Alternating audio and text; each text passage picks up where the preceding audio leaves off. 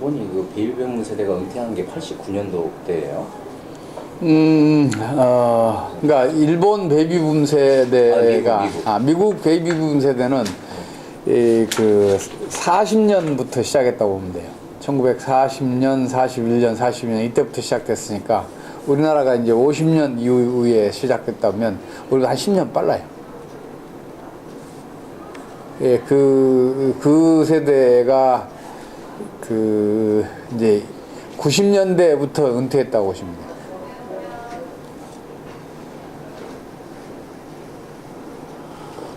그 40년 이후에 출생한 사람들 있잖아요.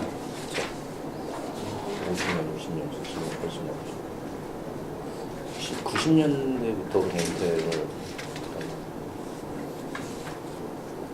미국은 그러면은 그 지금 정년이 지금 있습니까? 미국은 정년 없어요. 정년이 없어요. 우리나라도 정년 없어야 돼. 근데 나이를 먹으니까 생산성이 떨어지는 건 맞는 거죠. 생산성은 떨어지는데요. 그 경우에는 임금 피크제로 해결하면 돼요. 나이 한 50대 애가 50대 한 5세 정도를 피크로 해서 다시 이제 역으로 임금을 떨어지게 하면 돼요. 그 임금 피크제는 지금 도입돼 있어요. 그렇게 할 수 있게 돼 있어요. 우리나라는 이제 그 어떤 그 유교적인 문화이기 때문에 상하 어떤 이런 관계가 팀 조직 내에서 연장자가 있게 되면 워낙에 이렇게 좀 요새 20, 30대는 전혀 아니던데. 유교적인 문화는 다 사라졌던데. 조직의 어떤 그런 화합을 저해한다라는 측면에서 많이 좀 꺼리고 있는 것 같아요. 기업 입장에서는. 그래도 50대하고 20대하고 같이 이렇게 조직을 하다 보니까. 지금 우리나라가 이제 워낙 이제 기업들의 성장력, 경쟁력이 뛰어나요. 그래서 지금 소위 말해서 고위 직급이 다른 나라에 비해서 좀 많은 편이에요. 그래도 지금 그것 때문에 버텨내고 있는데 사실은 앞으로 오는 소위 말 관리직이라는 것은 지금 현재 그 기업에서도 많이 줄어야 돼요. 소대장이 한 30명 거느리잖아요. 그렇게 생각하면 돼요. 과장이 한 30명 거느릴 수 있는 조직이 돼야 돼요. 팀장이면 한 100명 정도 거느릴 수 있어요. 근데 우리나라는 팀장 밑에 10명인데도 많아요. 5명인데도 많고. 그래서 이제 소위 말해서 이제 내가 운 좋게 코트라라는 조직에 한 5년 이렇게 몸을 담았었는데 그 조직은 이렇게 그러니까 부장, 과장 그리고 직원 딱 이 세 직급밖에 없어요. 그 위에는 이제 임원들이니까 임원들이야 뭐 잠시 있다 가는 사람들인데 부장, 과장, 직원인데 과장이 사실은 그 업무에서는 완전히 벗어나 있어요. 이 사람은 관리직에 벌써 과장 가면. 그래서 업무의 간섭을 좀처럼 못해요. 그럼 결제만 해주는 그런 식의 조직이에요. 그래서 직원들 내에서 다 해결돼요. 내가 그때 30만 원 약간 넘는 월급을 받았을 때 500만 원짜리 업무 추진비를 내가 전결을 한 적이 있어요. 그거 한번 생각을 해보세요. 그게 지금 현재 돈으로 얼마 정도 되겠는가? 5천만 원짜리 전결을 직원이 한 거예요. 일개 직원이. 그런 식의 조직일 경우에는 아까 그런 이제 임금 피크제 이런 것들이 필요하죠. 근데 우리나라는 이제 옛날에 왕조 시대의 관습이 남아 있어서 위로 올라가서 관리직 뭐 이런 걸 원하는데 관리직뿐만 아니라 업무에서 스페셜리스트가 되는 것도 중요해요. 그래서 뭐 우리나라도 이제 과장보다 더 월급 많이 받는, 그러니까 관리직보다 더 많이 받는 그 스페셜리스트가 나오기도 하고 그러잖아요. 그런 조직이 바람직할 거예요. 뭐 경영학은 내가 모르지만 그런다고 들었어요. 오늘은 이제 440쪽부터 시작하죠. 참, 오늘은 40분까지만 한답니다.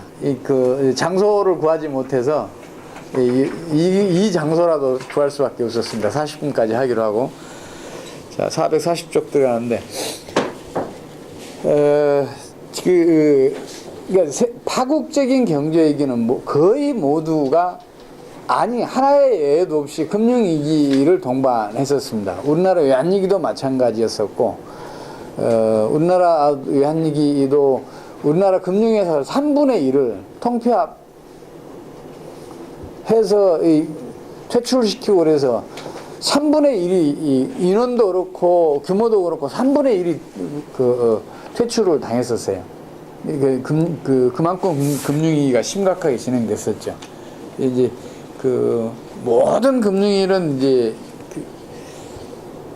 이 금융위기와 이렇게 결부되어 있는데, 이 금융위기라는 게 세계적으로 금융위기를 겪었던 사례들, 이거는 이제 그 사례들 중에서 소위 말해서 성공적으로 극복한, 그러니까 후유증이나, 그러니까 피해나 또 후유증 부작용이나 이런 것들이 상대적으로 적은 그런 것들이 있는 반면에 어떤 것들은 굉장히 심각한 게 있어요. 최근 그 글로벌 금융위기 상황에서도 가장 심각한 것은 지금 그리스고 스페인이고 그래요. 이제 그러니까 그리스보다 먼저 그러니까 외환보유고가 고갈돼서 IMF 구제금융을 받았던 라트비아, 에스토니아, 폴란드, 헝가리, 또 어디에요? 아일랜드, 그린란드, 아이슬란드, 이런 나라들은 그리스만큼은 심각하지 않잖아요. 그런 나라들은 비교적 성공적으로, 그리스에 비해서 상대적으로 성공적으로 극복을 했어요. 그래서 금융위기가 닥쳤을 때 이게 어떤 나라들은 상대적으로 잘 극복을 해내고 어떤 나라들은 상대적으로 잘 못 극복하고, 한 나라에서도 상대적으로 잘 극복한 때가 있고 잘 극복하지 못한 때가 있어요. 미국 같은 나라도 마찬가지예요. 미국을 보더라도 1907년도에 금융공황이 진행되고 있었어요. 금융위기가 심각한 걸 금융공황이라는데, 금융 시스템이 이제 흔들흔들한 게 금융공황이라고 그래요. 이제 1907년도에도 금융공황이 진행됐었는데, 1907년도에는 딱 1년만 경기 부진을 겪었고, 경기 후퇴를 겪었고, 그리고 바로 경기가 살아났어요. 1907년도 같은 경우에. 물론 실업률이 이제 2~3%대에서 8%를 넘겼어요. 월별로는 10%를 넘어간 달도 있어요. 1908년도에. 이제 그런 타격이 아주 극심했지만, 그리고 또 하나는 뭐가 있냐면, 미국은 1980년대 말부터 1906년도까지 약 한 16년 동안 연평균 성장률이 7.6%예요. 엄청난 고도 성장이에요. 우리나라가 60년대에서 70년대까지 고도 성장했던 그 성장률하고 맞먹어요. 이제 그런 고도 성장을 이제 1908년 이후에는 이제 기록하지 못하는 그런 타격을 입기는 입었어요. 그래도 1930년대에 비하면 비교적 성공적으로 극복했어요. 아주 비슷한 상황이었었는데, 한 번은 10년 이상 경제난을 겪고, 한 번은 딱 1년만 경제난을 겪어요. 어째 그런 비슷한 상황들이 많아요. 예를 들어서 1980년대 말, 87년도 뉴욕 증권시장 폭락한 사태가 있었잖아요. 이건 1929년도하고 비교할 정도로 심각했었는데, 이것도 비교적 성공적으로 극복해내요. 반면에 2007년도에는 사실은 글로벌 금융위기는 2007년부터, 최근에 글로벌 금융위기는 2007년도부터 시작했다고 해도 틀린 말이 아니에요. 2007년도 하반기에 들어서면서 CDO 등 파생금융 상품 가격이 떨어지고, 거기에 따라서 투자은행들 수익률이 급격하게 하락을 했어요. 적자를 내는 데도 많았었고, 골드만삭스 등 몇 개를 빼놓고는 적자를 냈죠. 그러니까 당연히 주가가 폭락을 하죠. 그 상황이 1980년대, 1987년 이후의 상황하고 아주 비슷해요. 그리고 1980년대 말에 주택대부조합하고, 주택대부조합을 포함해서 상호금융회사 있잖아요. 상호금융회사. 이 상호금융회사들도 전멸을 해요. 미국에서. 거의 전멸을 해요. 우리나라 저축은행 같은 그런 금융기관들이 전멸을 합니다. 그런 상황에서도 미국이 그걸 딛고 딱 1년 한 반 만에 이제 경기가 다시 살아나요. 근데 최근에는 지금, 최소한도 미국도 2010년까지는 흔들흔들했어요. 2009년까지는 어려웠었고. 그리고 이제 더 중요하게는 1980년대 말에 그 미국 금융위기는 전 세계적으로 이렇게 전염되거나 확산되지는 않았어요. 근데 최근에는 이게 글로벌 금융위기로 확산이 되면서 세계 경제에 큰 타격을 줬죠. 그런 의미에서도 80년대 말과 그러니까 1987년 이후와 2007년 이후가 대비가 돼요. 그리고 그 밖에 미국이 또 성공적으로 극복한 건 1998년도 그 LTCM 붕괴 때예요. 그것도 비교적 성공적으로 극복해요. 그리고 2001년도 나스닥 시장이 붕괴하고 그 바람에 뉴욕 그 증권 시장도 주식 시장도 이렇게 폭락을 하잖아요. 그것도 딱 1년 만에 극복을 해요. 1년 이내에 극복을 해요.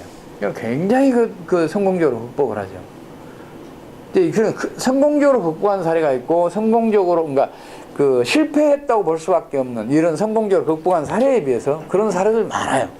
이제 그 나라별로는 그러니까 멕시코도 1982년도 외환위기 커런시 크라이시스도 이제 이게 금융위기하고 같이 진행이 됐었는데 1982년도하고 1995년도에도 똑같은 외환위기를 겪어요. 외환부유가 고갈 직전까지 갑니다. 근데 이때도 82년도 외환위기는 이게 중남미 전체로 전염이 되고 우리나라까지 외환위기를 겪게 돼요. 전 세계적으로 전염이 돼갖고 미국도 좀 타격을 입어요. 시티은행 같은데 공적자금이 투입되고 그럽니다. 그래서 그게 이제 멕시코가 이제 전 세계 금융위기에 진앙이 돼서 여러 나라로 이렇게 전염을 확산시켜서 세계적으로 타격을 입었었는데 1995년도에는, 그리고 멕시코는 그때 당시에 4년 동안 이 경제난을 겪어요. 근데 95년도에는 딱 1년 반 남짓 만에 극복을 해내요. 다른 나라에 또 전염도 안 돼요. 그래서 95년도 사례는 아주 성공적이라고 할 수가 있고, 그리고 바로 옆에 있으면서 또 결정적으로 대비되는 게 1990년대 초에 뉴질랜드, 허주에 그리고 비슷한 시기에 스웨덴하고 핀란드도 같이 금융위기를 겪어요. 근데 허주, 핀란드, 스웨덴은 비교적 성공적으로 극복을 해내요. 근데 뉴질랜드는 마이너스 성장을 4년을 해요. 같은 금융위기인데도 그래요. 금융위기라는 것은 그걸 금융위기를 미리 예측할 수 있다? 저 같은 경우에는 금융위기를 간단히 그렇게 얘기하잖아요. 광기에서 패닉으로, 패닉에서 붕괴로 가는 거. 이게 광기에서 패닉으로, 패닉에서 붕괴로 가는 것을 딱 붕괴 그 다음에 이제 파국으로 이제 4단계까지 간다 그러면, 이 경제 파국까지 하면 4단계까지 간다 그러면 이 4단계를 그 3가지의 운동 원리로 이걸 해명해낼 수가 있어요. 광기는 수요 시간 이동에 의해서 일어나고, 그리고 패닉은 수요의 시간 이동에 따른 수요의 공동화에 의해서 일어나고, 그 다음에 붕괴는 크레딧 크리에이션의 역과적인 크레딧 디스트럭션에 일어나고, 그리고 이제 이게 이제 경제 파국으로 이어지는 이유는 경제의 순기능이 역기능으로 작용을 하면서 일어난다. 이렇게 해서 일목요연하게 이렇게 해명을 해내요. 그러면 너는 항상 금융위기를 그러면 예측해낼 수 있냐 나한테 물어보면 글쎄요. 그 상황 봐야겠는데요. 예측해낼 때도 있겠지만 할 수 없을 때도 많을 겁니다. 이런 얘기를 할 수밖에 없어요. 그러니까 어떤 상황에서 이게 광기라고 판단할 수 있냐, 어떤 상황에서 이게 패닉이라고 판단할 수 있냐, 또 그 패닉이 붕괴로 간다고 판단할 수 있냐, 그리고 그 붕괴가 경제 파국으로 이렇게 발전한다고 판단할 수 있냐, 이 판단이 굉장히 어려워요. 이 책에서도 그런 얘기를 했지만 그린스펀처럼 경제 예측의 대가인 사람도 2번이나 결정적인 예측 실패를 할 뻔했어요. 그럼 만약에 그 사람이 자기 예측에 대해서 어떤 확신, 신념, 믿음을 가지고 있었으면, 그때 자기 믿음대로 경제 정책을 펼쳤으면 미국은 90년대부터 2006년도까지의 초장기 호황은 누릴 수 없었을 거예요. 그 첫 번째가 뭐냐 그러면 주식 시장에 대해서 비이성적인 과열이란 말을 써요. 비이성적인 과열이란 말을 쓸 수밖에 없었어요.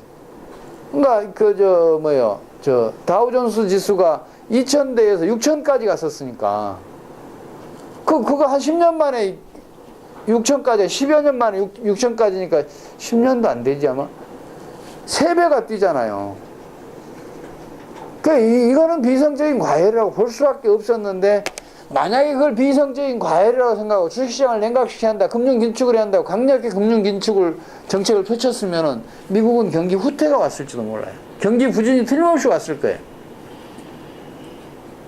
근데 그린스펀이라는 사람은 경제 예측을 그렇게 뛰어나게 잘하면서도 이제 그 상황 봐가면서 정책을 펼쳐요. 내가 틀렸을 수도 있다. 이게 과열이 아닐 수도 있다. 이런 그 전제 하에서 정책을 펼쳐요. 실제로 2000에서 6000까지 올라간 거는 과열이 아니었어요. 왜냐하면 그 뒤에 14,000까지 갔으니까. 심지어는 글로벌 금융위기가 터진 다음에 전 세계가 경제난을 겪었을 때도 7,000까지 떨어지고 다시 올라가서 지금 14,000으로 복귀를 했으니까 한 12,000도 이렇게 비이성적 과열이라고 보기가 힘들었어요. 그리고 2000년대 초에는 또 그 주택시장 과열을 계속 경고를 하잖아요. 여기 전부 다 나와 있으니 한번 읽어보세요. 주택시장 그 과열을 붕괴가 올 수 있다는 경고를 저기 FRB 회의에서 FOMC 그 회의에서 뭐 수십 번 경고하는 낱말들이 들어가 있잖아요. 발표문에. 그때 만약에 주택시장 과열을 억제하기 위해서 긴축적인 금융정책을 펼쳤다고 생각해봐요. 그럼 2000년도에 2006년까지 이어진 미국의 호경기는 있을 수 없었어요.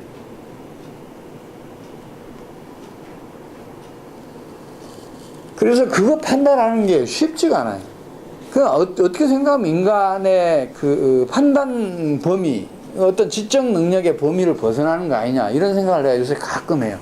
그래서 자꾸 내가 그런 생각을 해요. 너 혼자 잘났다고 그러지 마라. 그것 때문에 네가 망가질 수도 있다고 자신을 자꾸 달래요.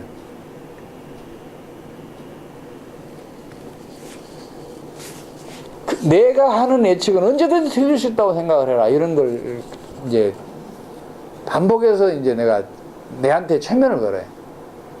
그런 사례들이 있기 때문에. 그러면 뭐냐? 경제학을 왜 그러면 배우냐? 근데 아까 서두에 말씀드렸지만 그러니까 금융위기가 벌어졌을 때 타개하는데 비교적 성공적으로 타개한 사례가 있고 또 상대적으로 그러니까 실패작인 그런 사례도 있고 그러잖아요. 거기에서는 이게 꼭 필요한 것 같아요. 실패한 경우에는 뭐냐 그러면 대부분의 경우에 단 하나의 예도 없이 경제 상황을 악화시킬 수밖에 없는 정책들을 펼쳐요. 크레딧 크리에이션이 크레딧 디스트럭션으로 전환되고 있다 하면은 바로 그린스펀이 했듯이 과감하게 금리도 낮추고 통화도 확 이렇게 풀고 그래야 하는데 반대로 오히려 잠깐 풀었다가 다시 이제 금융 긴축 정책을 펼쳤다가 크레딧 디스트랙션이 진행된 사례가 또 있잖아요. 유럽이 그렇다며.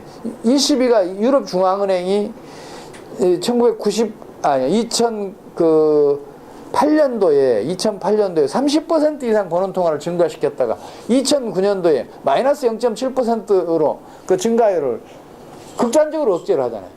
그러니까 크레딧 디스트럭션이 진행하고 있다가 30%나 증가를 시켜주니까 잠시 멈췄어. 근데 다시 억제하니까 크레딧 디스트럭션이 본격적으로 진행하면서 나중에 금융위기가 시작된 그리스가 가장 큰 타격을 입고 그 뒤에 또 바로 진행한 스페인도 심각한 타격을 입어요. 근데 그리스나 스페인보다 훨씬 더 심각했고 경제 체질도 약했던 나라들은 지금 상황을 보면 그리스나 스페인보다 훨씬 낫단 말이에요. 그런 정책 실패들이 그 상황을 악화시킨 거 아니냐, 난 그런 생각을 하면서 그런 경제 정책을 선택할 때는 아까 얘기했던 그 메커니즘들, 수의 시간 이동, 거기에 따른 공동화, 그리고 이제 그 부동산이나 주식 가격 폭락에 따른 크레딧 디스트럭션, 그리고 이게 일으키는 경제 그 순기능의 역기능으로의 그 전환, 이런 것들을 잘 이해하고 있으면 이런 진행 상황을 최소한도 수요의 공동화 상태에서 크레딧 디스트럭션으로 가는 그 상황에서는 막을 수 있지 않느냐 하는 생각을 해요. 그래서 이제 그 우리 지금 경제 병리학을 배우는 의도 거기에 있지 않나 싶어요. 경제 병리학을 잘 배우면 그 모든 그 병을 다 예방할 수 있다. 이거는 조금 오만인 것 같아요.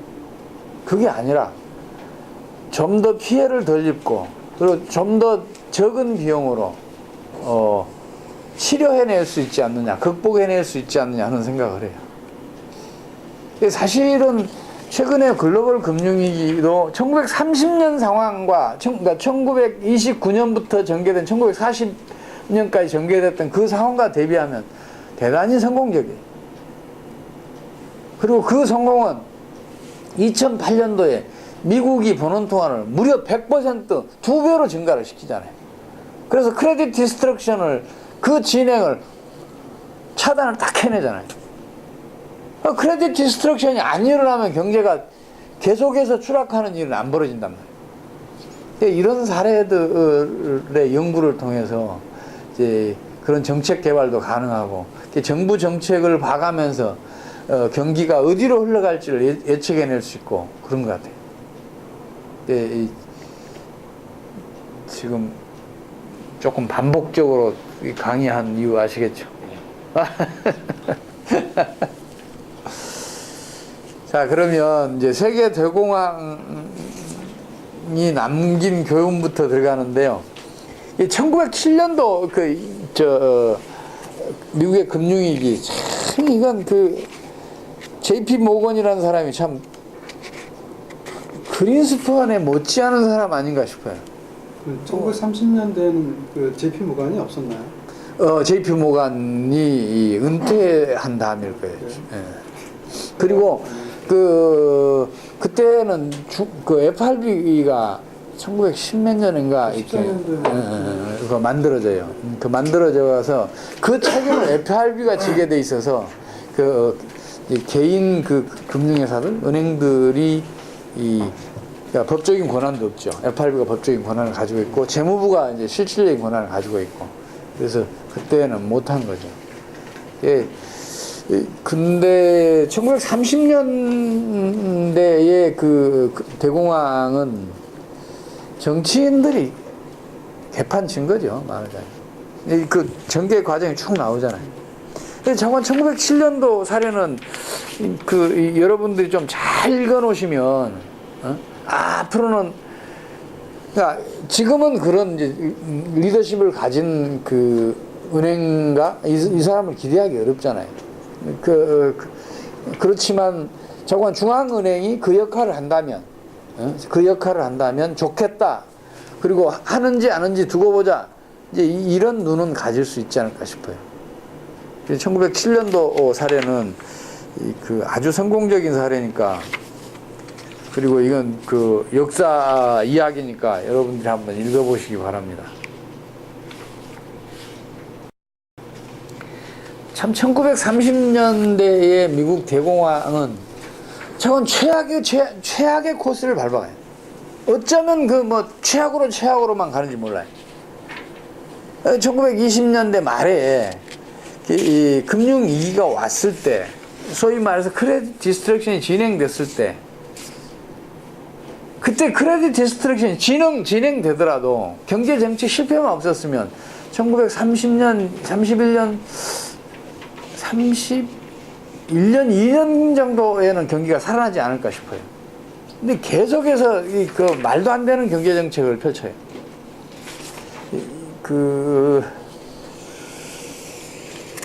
이제 이것도 역사적인 사실들은 제가 굳이 설명을 안 드리겠습니다. 여러분들 쭉 읽어보시고, 그리고 이제 451쪽을 보시면 세계 대공황 배경이라는 게 나오는데, 사실은 배경이라는 건 의미가 없습니다. 이런 배경은 어디에서든지 벌어질 수 있고, 비슷한 그 배경들은 지금도 이 배경을 가지고 있는지도 몰라요. 굳이 열거하자면 그래요. 근데 이 배경도 영향을 끼쳤지만 더 중요하게는 정책의 실패 때문이다, 이렇게 보시는 게 좋을 것 같아요. 배경은 배경 나름대로 의의가 있으니까 한번 읽어보시고요. 그 다음에 이제 진짜 중요한 건 대공황을 장기화시킨 이제 경제 정책인데,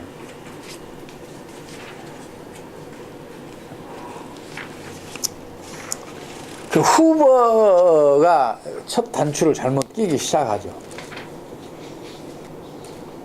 그 소위 말해서 임금 수준 유지하고 고용 유지하고 투자 유지시키려고 했던 게 결국은 그 수요자 시장을 만들었고, 또 그 공급 과잉 상황을 만들었고, 그래서 경기 하강을 더 촉진한 그런 일을 했어요.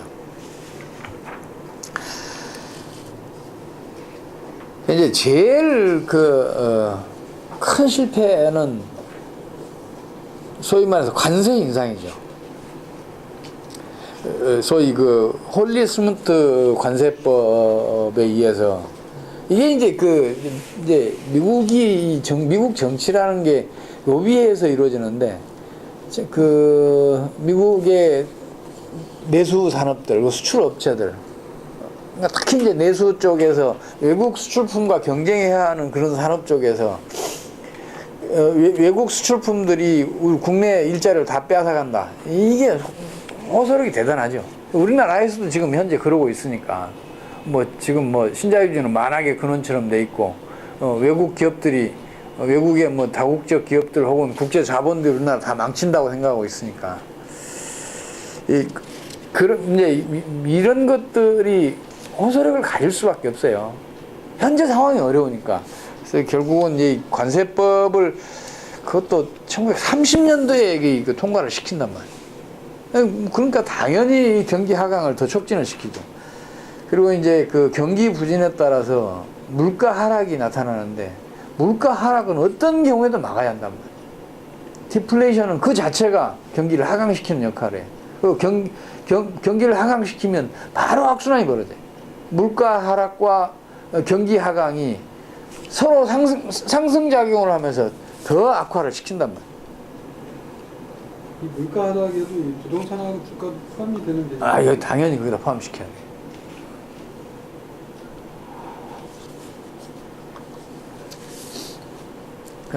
제일 어이없는 거는 이제 지도자가 신뢰를 상실한 거예요. 경기가 곧 살아날 것이라고 계속 얘기를 해요. 근데 경기는 계속 나빠져요. 그럼 지도자에 대한 신뢰가 안 생기는 거죠. 국가 경제 경영을 맡겨놓은 사람이 신뢰를 잃으면 국민들은 갈팡질팡하게 되고, 그러다 보면 심리적인 공황 상태에 빠진단 말이에요.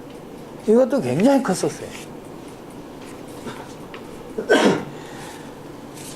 그리고 이제 당시에 미국 농산물이 공급 과잉이 일어나요. 이제 그럴 수밖에 없었던 거에, 이제 제1차 세계대전 이후에 유럽의 농업 기반이 폭격이나 전쟁 등으로 해서 거의 한 3분의 1 정도가 파괴를 당해요. 거기다가 전쟁 중에 젊은이들이 많이 몰살해요. 그래서 농사 지을 인력이 없어요. 그래서 유럽이 이제 농산물을 미국하고 아르헨티나 등 중남미에서 대대적으로 수입을 해왔었는데, 이 20년대 말쯤 가면서부터 유럽 농업 생산이 회복이 돼요. 그래서 미국의 농업 생산이 생산 과잉 상황에 가 있었어요. 근데 그걸 이제 또 가격 보전 정책을 펼쳤다가 오히려 그게 공급 과잉을 일으켜서 가격 폭락을 시키고, 그 바람에 농촌이 거의 괴멸지경에 가요. 그리고 농민들에게 또 이제 대부해줬던 중소 은행들, 특히 카운티에서 허가한 은행들, 또 주정부가 허가한 은행들까지 거의 뭐 전멸하다시피 해요. 그런데 그게 이제 크레딧 디스트럭션을 만들어내는 거죠.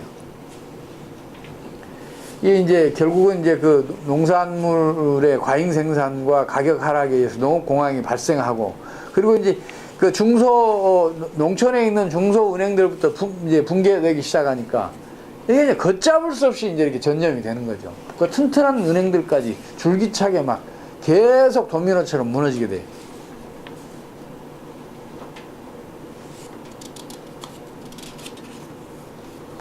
그 과정은 쭉 나와 있습니다. 그리고 이제 그 461쪽의 가장 치명적인 정책 실패는 정책 당국의 신뢰 상실이라고 다시 반복해놨는데, 진짜 그 지도자의 말 한마디가 얼마나 중요한가가 여기서 드러나요. 나는 그 이명박 대통령에 대해서 아주 가혹한 평가를 내리고 있죠. 그러면서도 한편에서는 그나마 이 점은 평가해주고 싶다 하는 것이 뭐냐 하면, 우리나라가 마치 글로벌 금융위기를 가장 성공적으로 극복한 것처럼 국민들을 호도를 시킨 거. 만약에 우리나라가 형편 없었다 그러면 더 경기가 빨리 하강했을 거예요. 그러니까 제가 국민들의 신뢰는 받은 것 같아요.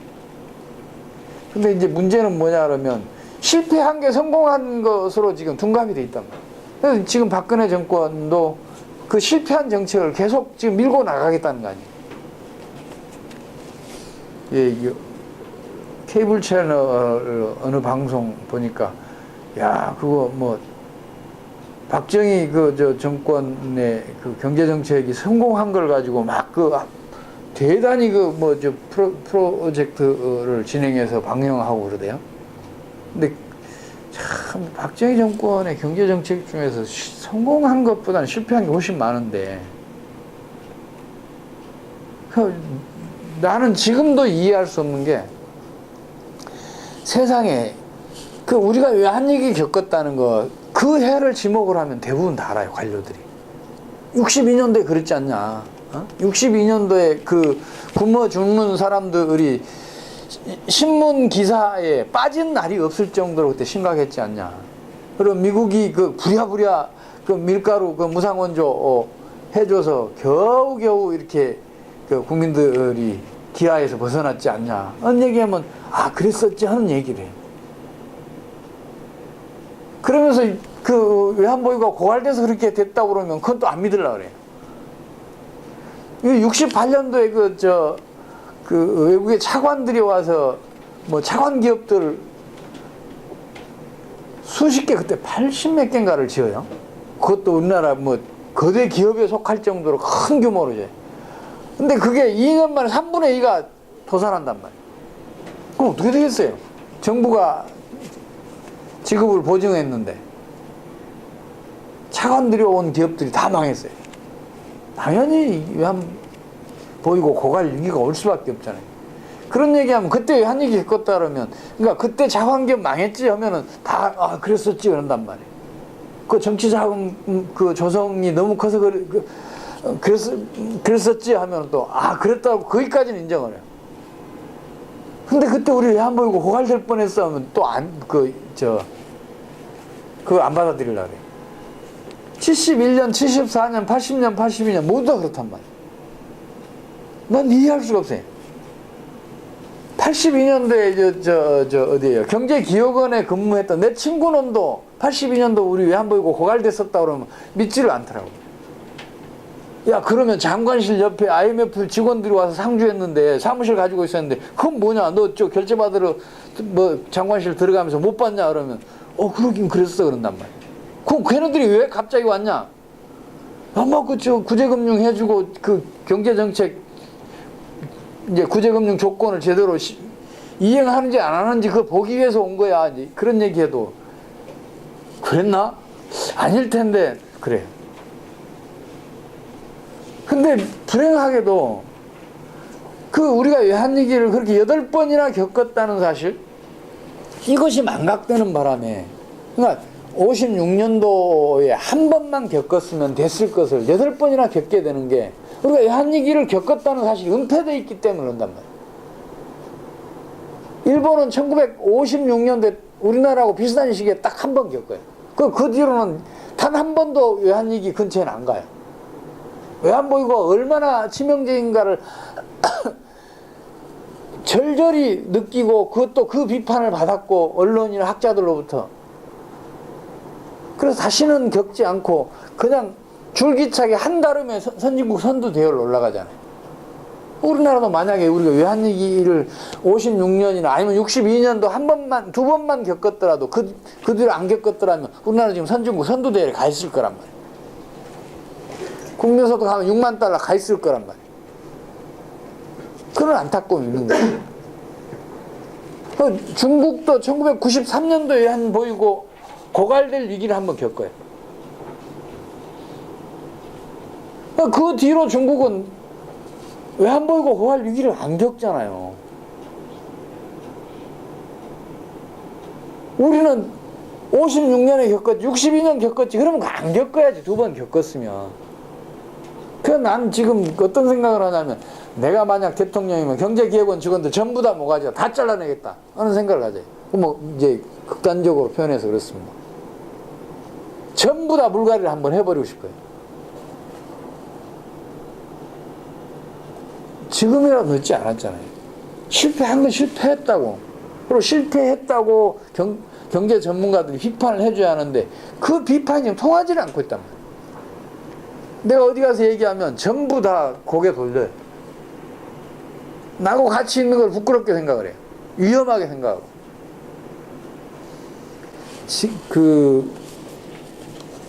지금 모 신문사는 정부 사업으로 지금 신문사가 유지가 돼요. 정부 사업이 이렇게 많아요. 우리 경제학자들, TV 잘 나오고 뭐 조금 잘 나가는 그 사람, 경제 전문가들, 이 사람들은 재경부 입김으로 사회이사나 뭐 이런데 또 정부 뭐 무슨 위원회다 뭐 이런데 전부 다 줄대고 있어요. 그 사람들은 이제 나와 같은 비판, 그러니까 내가 비판하는 자리에 있게 되면 혹시 내한테 불리가 오지 않을 그런 그 걱정 문제예요. 그건 안 되지. 저희 집안이 그 조선시대에 제법 조선시대 말까지 제법 소위 말해서 학문으로는 좀 알아줬었던가 봐요. 그래서 동네 입구에 보면 이렇게 송덕비가 서 있고 그래요. 중조부, 고조부 송덕비가 서 있고, 또 이제 제사 지낼 때, 시제 지낼 때, 심지어는 경상도에서까지 와요. 직접 배우지는 못했지만 문집으로 배웠습니다 하고 제자라 그러면 받아주고 그래야 하거든요. 이제 오고 그러는데 지금은 이제 집안에 좌익이 두 분이 계셔갖고 완전히 몰라겠어요. 공산당이라 그러면 진짜 서럽게 살았습니다. 이게 그랬었는데 그 문집 중에서 제가 증조부 문집을 하나 봤어요. 근데 증조부 문집이 나왔을 때 증조부와 아주 친한 사람부터 거기에 대해서 평을 써놨더라고요. 그런 이제 대가들 이제 평도 있고 내가 알만한 사람들 평도 있어요. 내가 한자 실력이 좀 부족해서 어거지로 읽었는데 어거지로 읽을 수밖에 없었던 게 그 증조부하고 가장 친했던 사람이 비판해 놓는 걸 보니까 이건 완전히 억지예요. 막 어거지를 써가면서 비판을 한다고요. 그걸 그냥 바로 뒤에다 딱 실어놨어요. 그리고 이제 그 문집 발간에서 축하한다는 그 글도 이렇게 한 장짜리가 들어있던데, 한자로 써져 있는데, 이것조차도, 어떤 표현을 썼더라? 좌우간 읽어볼만 하기는 하나, 주의해서 읽어야 할 것이다. 이런 식이에요.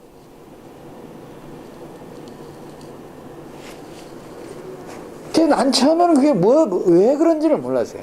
그래서 언제 한번 아버지한테 한번 물어봤어요. 왜 이런 게 앞뒤에 이렇게 들어있어요? 뭐 좋은 이야기들 좀 넣어놓고 그러면 얼마나 좋아요? 이랬더니 아버님 말씀이 그러시더라고요. 그게 바로 그 사람을 죽이는 거다. 이런 비판들이 있음으로 해서 다음에 글을 쓸 때 더 조심하게 되고 더 내용이 충실한 내용을 쓰려고 하고 그러는 거다. 그 사람들은 네 증조부를 대단히 존중하고 사랑했던 사람들이다. 그러니까 이런 글을 써주는 거다.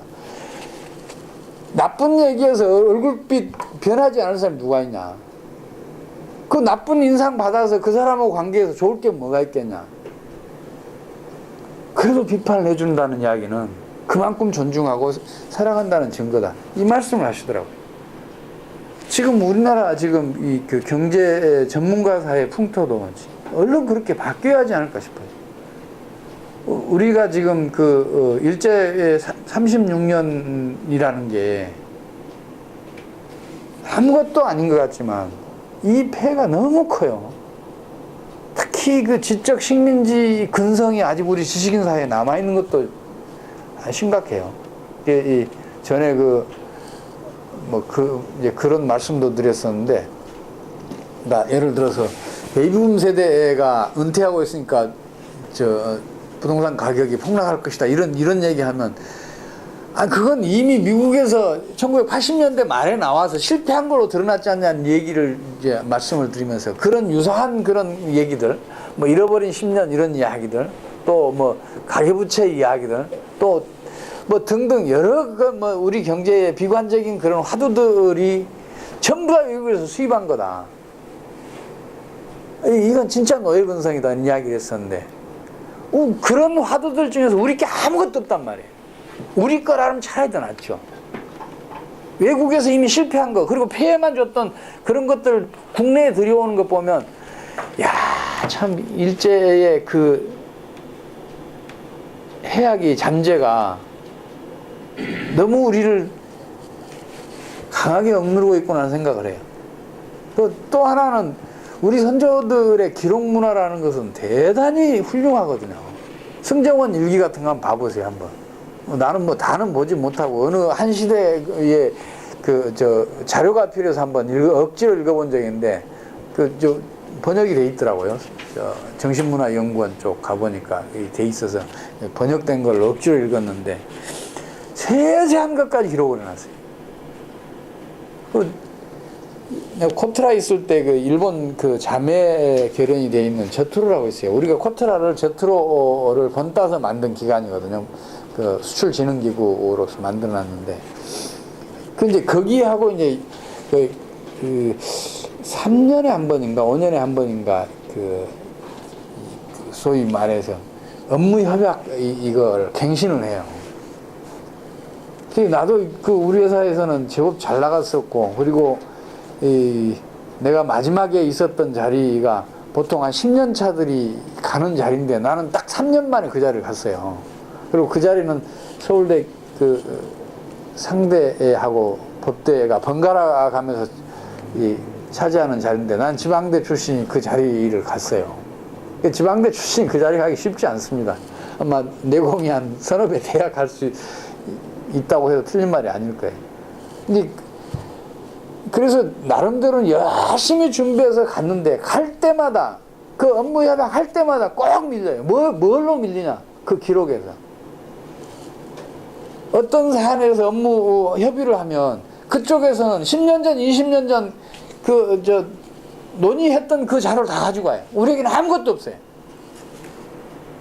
그런 자료가 오면 이제 옛날 선배들 쫓아다니면서 외국에 있으면 전화로, 그때는 또 뭐 해외 전화 한 통 하면 과외 업무 추진비가 다 날아가요. 그렇게 비중이 컸어요. 테렉스 같은 건 잘 안 되니까 테렉스는 쌌었지만, 이제 그랬었는데, 그렇게 겨우겨우 이렇게 업무 협의를 해가면서 느끼는 거예요. 왜 우리는 그 기록 문화를 잃었는가. 일본 사람들이 그렇게 부러워했던 그 문화인데, 그런 등등 그런 것들이 너무 많아요. 이제 그런 대표적인 것 중에 하나가 비판 문화예요. 이제 당쟁? 사색 당파? 이런 것도 내가 봤을 때는 이게 완전히 악의적인 해석이 아닌가 싶어요. 일본 애들이 그 악의적으로 이렇게 해석해서 우리에게 이렇게 주입해 오는 거 아닌가 싶어요. 그 방향이 진짜 너무 허접한 것이었기 때문에 그렇지. 소위 말해서 저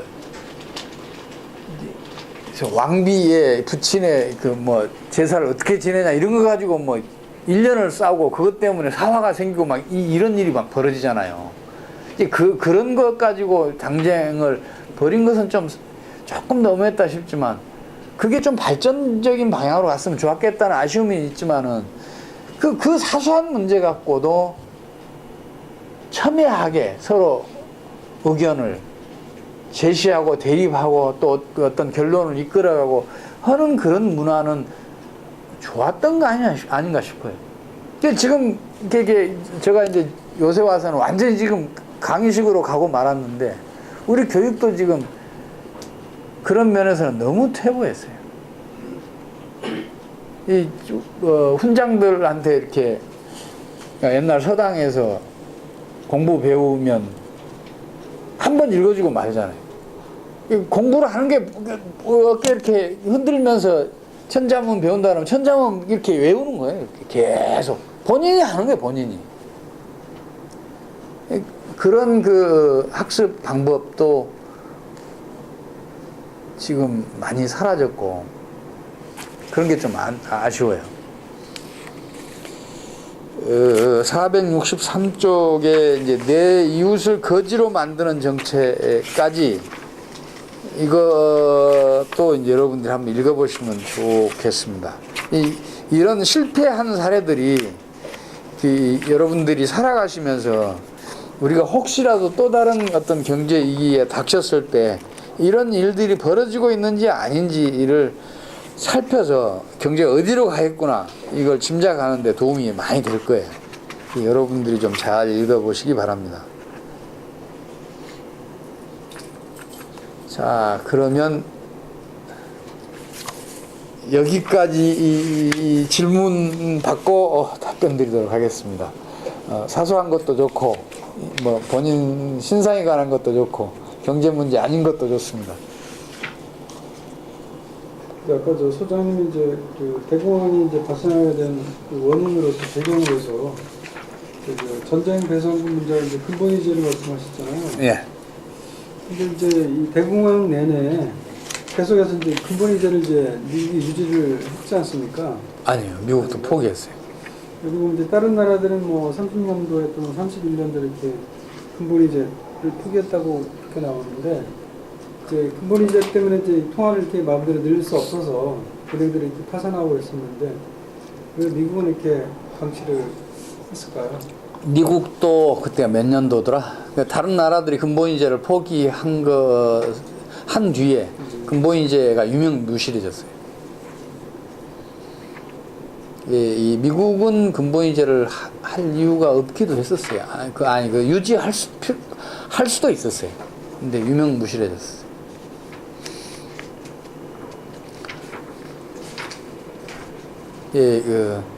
대공황기에도 미국은 이제 최소한도 무역 수지에서는 흑자를 많이 내고 있었는데 그래서 금이 부족하지는 않았어요.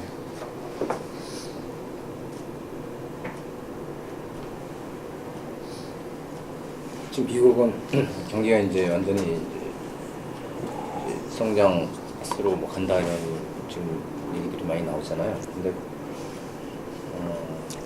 그러면은 언제까지 좀 계속 이제 통화를 늘려갈 수는 없잖아요. 이제 결국은 이제 통화 회수를 해야 될 거 아닙니까?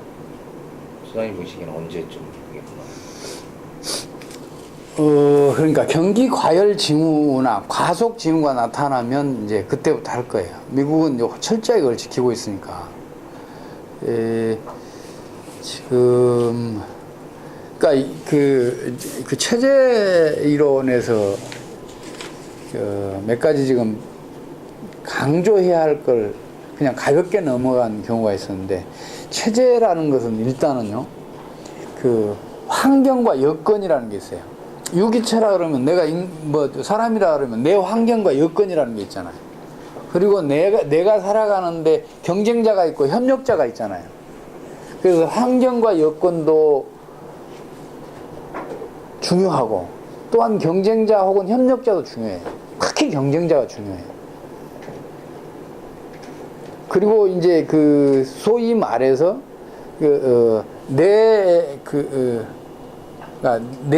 행동 혹은 내가 과거에 축적해왔던 여러 가지들이 만들어놓은, 그러니까 국가 경제로 따지면 국가 경제의 뭐라 그래야 되나요? 문화, 경제 문화, 뭐 이런 것도 아주 중요해요. 그러니까 돈 버는 일이 애국하는 길이라는 이야기를 맨 앞에 내세우는 게 그거예요. 우리 그 유전자에는 그동안에 진화해왔던 모든 것들이 축적돼 있잖아요. 경제 문화도 그런 정도로 중요해요. 그래서 맨 앞에다 실어놓은 거예요. 그래서 그런 문화, 그 다음에 환경과 여건, 경쟁자, 이게 그 체제 이론에서 아주 중요해요. 근데 이걸 특별히 내가 강조를 못했는데, 지금 미국이 돈을 풀고 재정 지출을 늘려서 경기를 부양을 하는데 다른 한쪽에서 재정을 긴축하고 통화도 안정적으로 유지하고, 그렇게 해서 성장 잠재력과 국제 경쟁력을 상대적으로 더 강하게 유지하면 미국의 정책은 실패할 가능성이 굉장히 높아요. 근데 다른 나라들이 공통적으로 미국과 비슷한 정책을 펼치니까 그 경쟁력의 격차가 그냥 유지되는 거예요. 그러니까 미국의 경쟁력이 유지가 되는 거예요.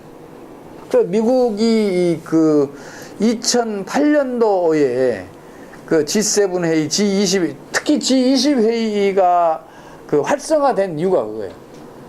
미국 혼자만 통화를 팽창을 하고 재정을 늘리면 결국은 미국의 국제 수지 적자가 더 커지게 되면 미국의 경쟁력과 성장력은 떨어지고, 여기에 따라서 미국은 또 70년대나 80년대 초반처럼 저성장 궤도로 갈 수 있다. 이런 그 우려 때문에 다른 나라들을 다 같이 통화를 같이 늘리자, 뭐 재정 지출도 같이 늘리자, 이런 그 설득을 해내요. 그래서 결국은 다른 나라들도 다 그 공동 보조를 하면서 미국만 경쟁력이 떨어지지 않는 그런 일이 벌어진 거예요. 근데 이제 그런 것들은 체제 이론에 관련된 건데, 지나놓고 보니까 그거 내가 너무 소홀하게 다루고 지나갔다 하는 생각을 갖고 있어요. 리뷰할 때 여러분들이 한번 다시 한번 그걸 고려하시기 바랍니다.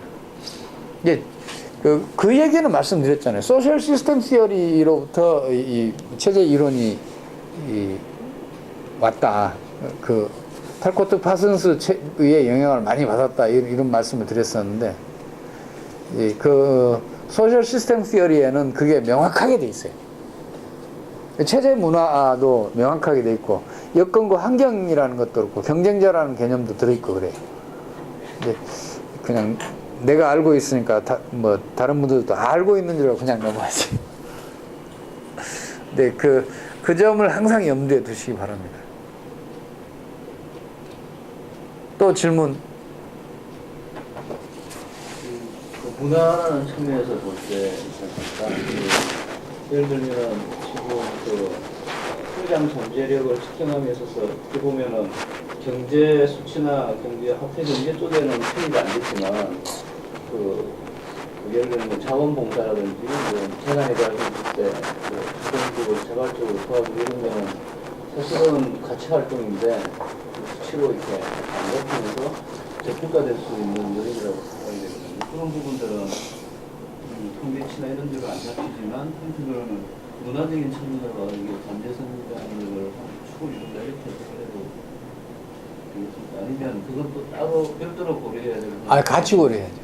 그 이제 체제의 본능을 말씀드리면서, 체제 유지 본능과 그 체제 발전 본능이 상호작용을 하고 그리고 그 균형을 이루면서 가는 게 좋다 이런 말씀을 드렸었는데 그리고 이제 그 말씀 드리면서 이제 그 자유와 그 평등 그리고 자유와 평등 그리고 자유에 따른 경쟁 그리고 경쟁에 따른 성장 그리고 그 평등에 따른 그 분배 그리고 분배에 따른 화합 이것도 그 말씀을 드렸었는데 이게 지금 그러니까 자유라는 것은 평등을 제약하지 않는 범위 내에서의 그 보장이어야 하고 평등은 자유를 억압하지 않는 범위 내에서의 그 보장이어야 하고 그 말씀을 드렸었잖아요.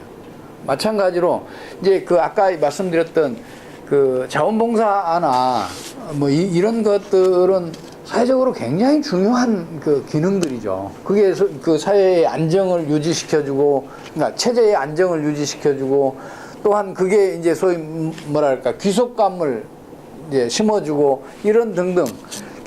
체제의 결속력을 강화시키는 데는 굉장히 중요한 역할을 하죠. 근데 그 체제 쪽에서 그건 평가를 해주는 게 좋습니다. 다만 이건 이제 그 생각을 하셔야죠. 예, 그 소위 말해서 이제 분별한 성장의 뒷받침을 받아야 한다. 이런 관점에서 그러니까 그 자원봉사라는 것도 그 성장하는 가운데서 이루어지는 게 좋다. 이 자원봉사라는 게 성장을 제약해서는 안 된다 이런 말씀이에요. 그러니까 자원봉사에 그 지나치게 많은 사람들이 그쪽에 경도되는 것은 결국은 성장의 뒷받침을 받지 못하게 한다 이렇게 말씀드릴 수가 있죠. 그러나 그거는 아무리 그 중요성을 강조해도 지나치진 않습니다. 체제의 결속력이 무너지면 체제가 무너지면 경제는 아예 그 역기능 속으로 들어가잖아요. 경제의 순기능들이 다 무너지잖아요. 또 다른 질문이요. 저거에 대해서는 좀 여쭤보고 싶습니다. 저번에 이제 말씀하실 때 소장님이 이제 이 인플레이션에 이제 직접적인 영향을 주는 건 뭐 신흥 창조보다는 본원 통화 증가율이라고 이제 말씀을 하셨던 것 같아요. 그래서 이제 그 부분이 잘 이해가 안 됐고요.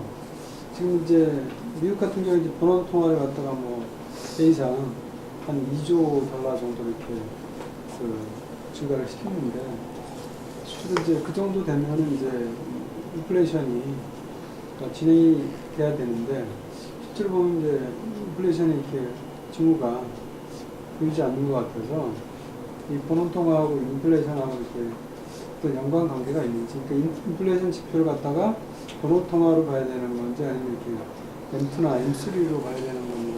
통화라는 것은 일단 그 통화량이라는 것은 통화와 곱하기 유통 속도를 그 의미하거든요.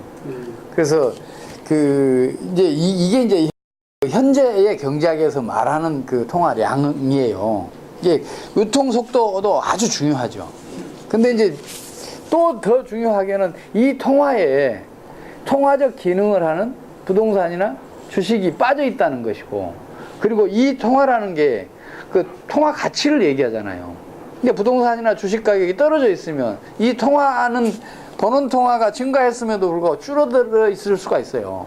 그리고 또 이것들의 통화 기능이 떨어져도 마찬가지고, 이런 것들이 있어서 이게 예를 들어서 지금 본원 통화가 3배 증가했다.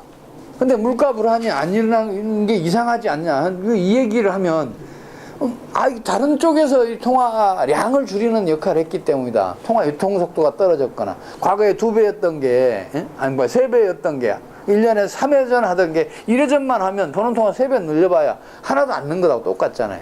그리고 이 통화 안에 들어있던 부동산이나 그 주식 이런 것들이 통화 기능을 전혀 못하게 됐다. 그 가치가 예를 들어서 3분의 1 토막 났다. 그러면 본원 통화 3배 늘어나 봐야 결국은 통화량 관점에서는 9분의 1로 줄어든 효과가 나잖아요. 그런 것 때문에 제가 그런 말씀을 드린 거죠. 통화량이 중요한 것이지 통화가 중요한 건 아니다. 이게 통화량이라는 개념을 참 유통 속도만 곱한 걸 통화량이라는데 이것도 용어를 하나 더 만들어야 할 것 같아요. 우리가 지금 통화라고 얘기하는 걸 통화량으로 받아들이고 있어요. 그래서 자꾸 혼란이 와요. 나중에 이제 채환이나 이제 그 준현이나 니들이 이제 그 용어를 하나 만들어야지. 일본 같은 경우는 돈을 재정 지출을 그렇게 많이 했는데 인플레이션이 안 일어나는 이유는 그럼 다른 또 그 다른 요소가 작용을 했다는 말씀이시죠? 지금 일본은 디플레이션 상황이라고 보시면 돼요. 그러니까 돈을 쭉 풀어왔잖아요. 쭉 풀어온 거 아니에요. 그 일본의 번원 통화량을 한번 쭉 연도별로 한 20년 자료 쭉 한번 봐보세요. 실질적으로 거의 안 늘었다고 보셔도 돼요. 거기에다가 부동산은 지금 4분의 1 토막 나 있잖아요. 주식도 지금 3분의 1 토막 나 있고. 일본은 한때 거의 4만까지 육박했잖아요. 주가 지수가, 니케이 지수가. 근데 지금 한 13,000 가냐? 3천도 안 됐죠. 12,000 정도 되지? 그럼 3분의 1 토막 나 있잖아요. 그런 것들을 고려해요. 그동안에 이제 재정 지출은 많이 늘어났지만 실제로 그 재정 지출이 재정 지출도 늘지 않았어요. 재정 지출도 국채율이 이제 많이 늘어났다는 그러니까 소위 말해서 국채 이자를 그러니까 국채를 다시 발행하고 이자를 지불하고 하는 과정에서 늘어났지. 재정 지출에 따라서 증가한 거는 몇 년도 안 돼요. 그 90년대 거의 다 늘어났고. 재정 지출에 따라서 이 통화가 늘어난 게 아니라 그 통화는 다 국내에서 조달이 됐잖아요. 국민들이 냈기 때문에 실제 통화 증가 효과는 없었을 거예요. 그리고 더 중요하게는 적자 재정이 이루어지면서 그 돈이 결국은 민간 부문의 돈이었단 말이에요. 근데 이 민간 부문의 그 한정된 이 재원이 생산성이 떨어지는 정부 부문 쪽으로 감으로써 민간 부문 전체의 생산성이 떨어지게 된 거죠. 평균 생산성도 떨어졌지만 특히 중요한 것은 한계 생산성이란 말이에요. 한계 생산성은 결정적으로 떨어져요. 이제 우리나라가 2000년대 초만 하더라도 삼성이니 LG가 소니 따라잡는 건 상상도 못했어요. 지금 소니가 지금 LG라도 잡으려고 난리잖아요. 규모의 소니가 훨씬 크죠. 그러나 이 경쟁력하고 성장력 면에서는 가격 경쟁력이든지 기술 경쟁력이든지 지금 LG보다 뒤떨어져 있어요. 엊그저께 우리 소비자 평가원에서 그 스마트 TV 그거 기술 평가했잖아요. 소니는 비교 상대가 안 될 정도로 LG하고 삼성이 우수해요. 그래서 삼성하고 LG 것만 2개 비교해놨더라고요.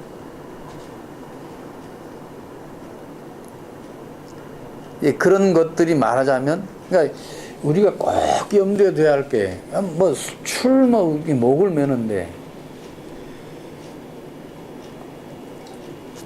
일본 기업들이 경쟁력이 그렇게 추락한 이유가 내수 시장이 충분히 뒷받침해주지 못하니까 그런단 말이에요. 일본은 한때 수출 비중이 8%, GDP 8%밖에 안 됐어요.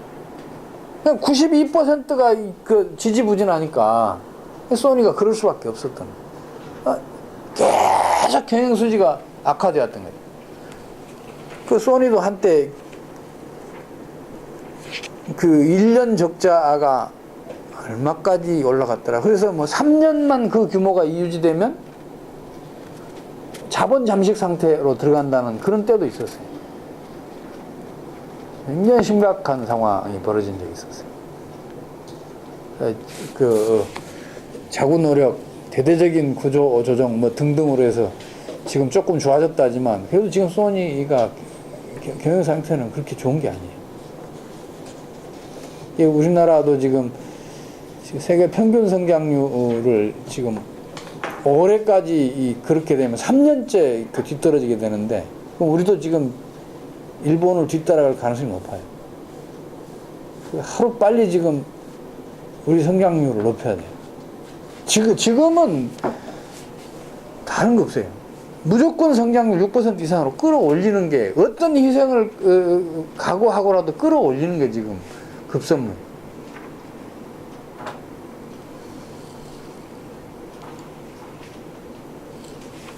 나중에 경제정책 그 가면은 제가 어떻게 해야 성장력하고 경쟁력을 끌어올릴 수 있는지 또 다시 한번 말씀드리도록 하겠습니다.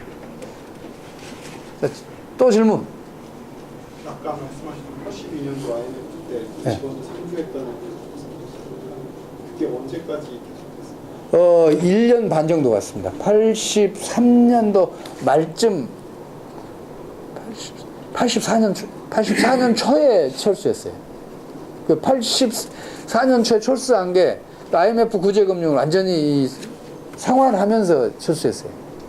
그거 안 믿는 사람들한테 내가 그 얘기했어요. 우리 외환위기 겪었다는 이야기를 하면서 아니 그러면 IMF 가서 확인을 해봐라. 요새는 그게 안 나오대. 옛날에는 확인할 때는 다 나왔었는데 그 대기성 차관이라고 있어요. 이게 구제금융이란 말이에요. 최근 건 다 나와 있어요. 80년대 중반 이후 건 다 나와 있어요. 세계 각국이. 그 대기성 차관이 구제금융이에요. 그랬더니 이제 또 아니 대기성 차관은 그 IMF 회원국이면 무조건 다 인출할 수 있는 거 아니냐. 뭐 그런 얘기를 하더라고요. 우리 저축해놓은 거 뽑아온 거 아니냐. 아니에요. 구제금융 받은 거예요. 그 대기성 차관 가져온 것은 일부에 불과하고 또 이제 그 상업 차관 들여온 것들이 있어요. IMF가 먼저 대기성 차관을 주고 그리고 이제 각국의 이제 상업은행들하고 만약에 저 나라가 망하면 니들도 이 손해 본다. 그리고 니들도 분담해라. 그래서 이제 그 상업은행 차관들이 있어요. 그러니까 우리가 74년도 외환위기 때는 시티은행이 주관사가 돼서 미국 상업은행들이 그 전보론을 해줬어요. 전보론이 뭔지는 아시죠? 전보론이라는 것은 그 규모만 써져 있고 그리고 그 규모도 이렇게 고무줄처럼 늘릴 수 있고 그냥 대출 증서를 준 거예요. 그래서 그 우리나라에서 야 얼마 내놔 그 대출 전보론에 따라서 얼마 내놔 그만 이제 그 범위 내에서는 계속 주는 거예요. 우리 은행들이. 그러니까 물론 정부 보증이 필요하고. 정부 전보론을 해주면서 정부 보증서가 그 정부의 확약서가 붙어 있죠. 전보론에 대해서. IMF가 주선하고 미국 그 재무부가 그 이제 강요해서 이렇게 그때 전보론을 줬어요. 그리고 80년도에는 일본 그때 노무라 아니고 어디더라? 그 은행이 주관사가 됐고 일본 은행들이 전보론을 해줬어요. 82년도에는 이제 그 IMF가 직접 나서서 미국하고 유럽하고 일본까지 그 상업은행들 동원해서 이렇게 우리 IMF 때하고 똑같죠. 우리 IMF 때도 저기가 그 IMF가 자금을 넣은 거는 185억 달러를 이렇게 지원하는 걸로 돼 있었을 거예요. 지금 정확한 기억인지는 모르겠는데. 그리고 나머지 585억 달러 중에서 400억 달러, 407억 달러인가 이거는 상업은행들이 빌려주도록 협약이 맺어져 있었어요. IMF는 이제 3분의 1 정도밖에 이렇게 구제금융을 안 한 거죠. 나머지는 상업은행들이 하는 걸로 돼 있었어요. 물론 우리가 189억 달러만 들여오고 나머지는 안 받느라고 애를 썼어요. 이게 벌칙성 금리가 부과가 돼 있어서 우리가 99년 딱 넘어서면서부터는 이미 98년 말에 우리나라 외환보유가 540억 달러를 넘어가갖고 외환보유가 충분하잖아요. 더 가져올 필요가 없는 거예요. 근데 이 당시에 정책당국에 겁을 내서 상업은행들이 주는 거 받았어요. 그래서 189억까지 늘었어요. IMF로부터 받은 건 120몇 억 달러인가 그래요. 127억 달러인가? 그래서 그거는 일찌감치 갚았는데 상업은행들은 또 우리 나머지 이제 갚겠습니다. 그거 안 받으려고 하는 것뿐만 아니라 니들이 그 빌려오기로 한 거 다 빌려가라고 막 강요하는 거예요. 국제금리보다 그때 한 2, 3% 높았을 거예요. 그 사람들은 빌려주면 빌려줄수록 이익이 크잖아요. 그렇게 강요를 했었는데 국민들한테 좀 공개했으면 국민들이 막 분노하고 막 그랬을 거 아니에요. 그럼 협상하는데 좋았을 텐데 그것도 일차 다 숨겼어요. 왜냐? 98년도 하반기 딱 넘어서면서부터는 우리가 구제금융을 더 이상 가져올 필요가 없었어요.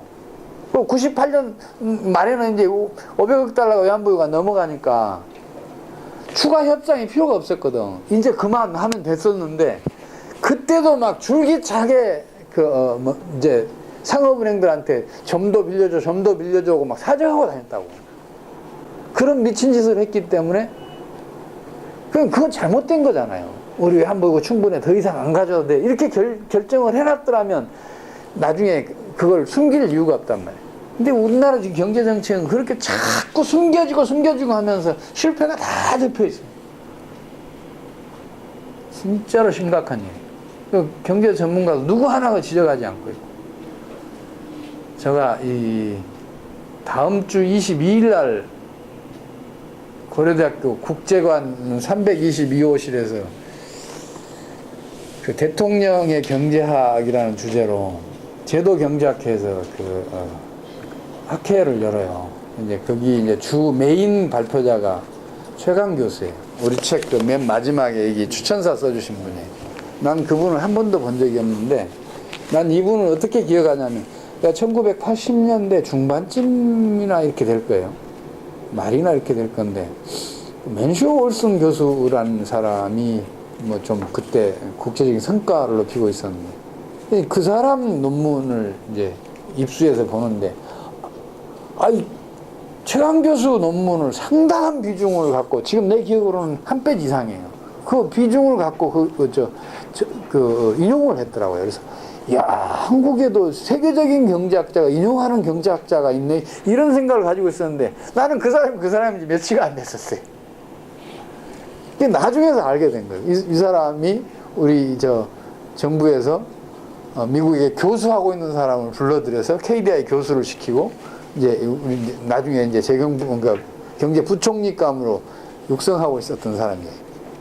이제 그분이 메인 발표자고, 거기에 이제 제가 패널로 이제 초청을 받았는데, 대단히 영광스러운 자리가 됐죠.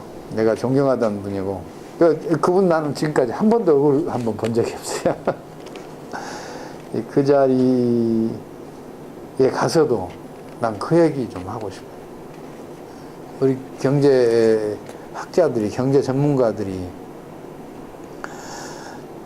좀 제발 좀 비판에 좀 앞장섰으면 좋겠다. 숨겨진 이야기들은 모르지만 현재 실패한 이야기들이라도 좀 얘기했으면 좋겠다. 그러면 나 그 얘기도 거기에서 한번 하고 싶어요.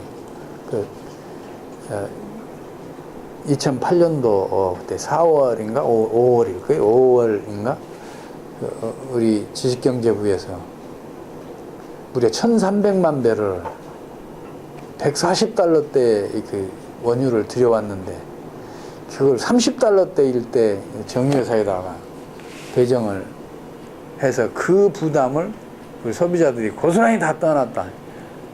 그것도 비판한 사람이 한 사람도 없더라. 이 얘기를 좀 하고 싶어요. 그런 실패가 비일비재하게 막 벌어지고 있는데, 우리 경제학자들, 경제 전문가들이 뭘 하는지 모르겠다. 그런 정보가 없다면 경제학자들이 그 정보를 요구를 해야 되는데, 요구조차를 하지 않으니까 그게 더 은폐되고 그러고 있는 것 같다. 이 얘기를 좀 하고 싶어요. 지금 좌우간 지금 현재 가장 시급한 것은 경제정책의 실패를 인정하고 반성하는 일부터 해야 하는 것 같아요. 그거 없이는 성공할 길을 찾기 힘들어요. 맨날 하는 얘기지만, 실패의 길은 사방에 널려있고 아주 쉬운 길이지만, 성공의 길은 거의 유일한 길이고 아주 좁고 찾아내기도 어렵지만 힘든 길이란 말이에요. 가시밭길이란 말이에요. 성공의 길은. 그렇다면 성공의 길과 실패했던 것과 성공했던 거는 진짜 제대로 평가를 해줘야 하지 않나 싶어요. 한국의 1930년대 대공황에 못지않는, 아니 어떤 의미에서는 더 철저하게 실패한 20여 년을 보냈습니다. 그러니까 1990년부터 따지더라도 지금 24년째 지금, 작년에 이제 1.9% 성장해서 우리나라와 비슷한 수준이라 그러는데, 그 정도면 올해 만약 2%대를 넘어서게 되면 3, 4%대는 얼마든지 성장할 수 있는 그 잠재력을 가지고 있어요. 그러면 일본은 살아날 것 같은데, 근데 자관 12년까지 따져도 90년부터 따지면 이제 13년, 23년, 뭐 90년 빼더라도 22년에 이제 그 초장기 경기 부진을 겪었는데, 그 일본이 그 과정 뭐 이제 그 22년 동안의 역사적인 과정을 살펴보면 일본의 경제 정책이 얼마나 그 흔들렸는지 오락가락했는지 그걸 알 수가 있습니다.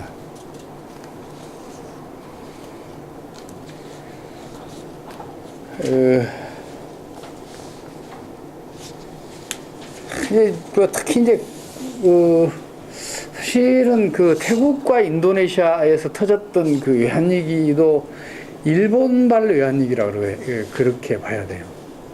일본이 갑자기 금융회사들 구조조정한다고 그 압박을 가하고 뭐 퇴출시키고 그 바람에 일본이 태국과 인도네시아에 투자했던 그 금융회사들이 그 자금을 회수하면서 이제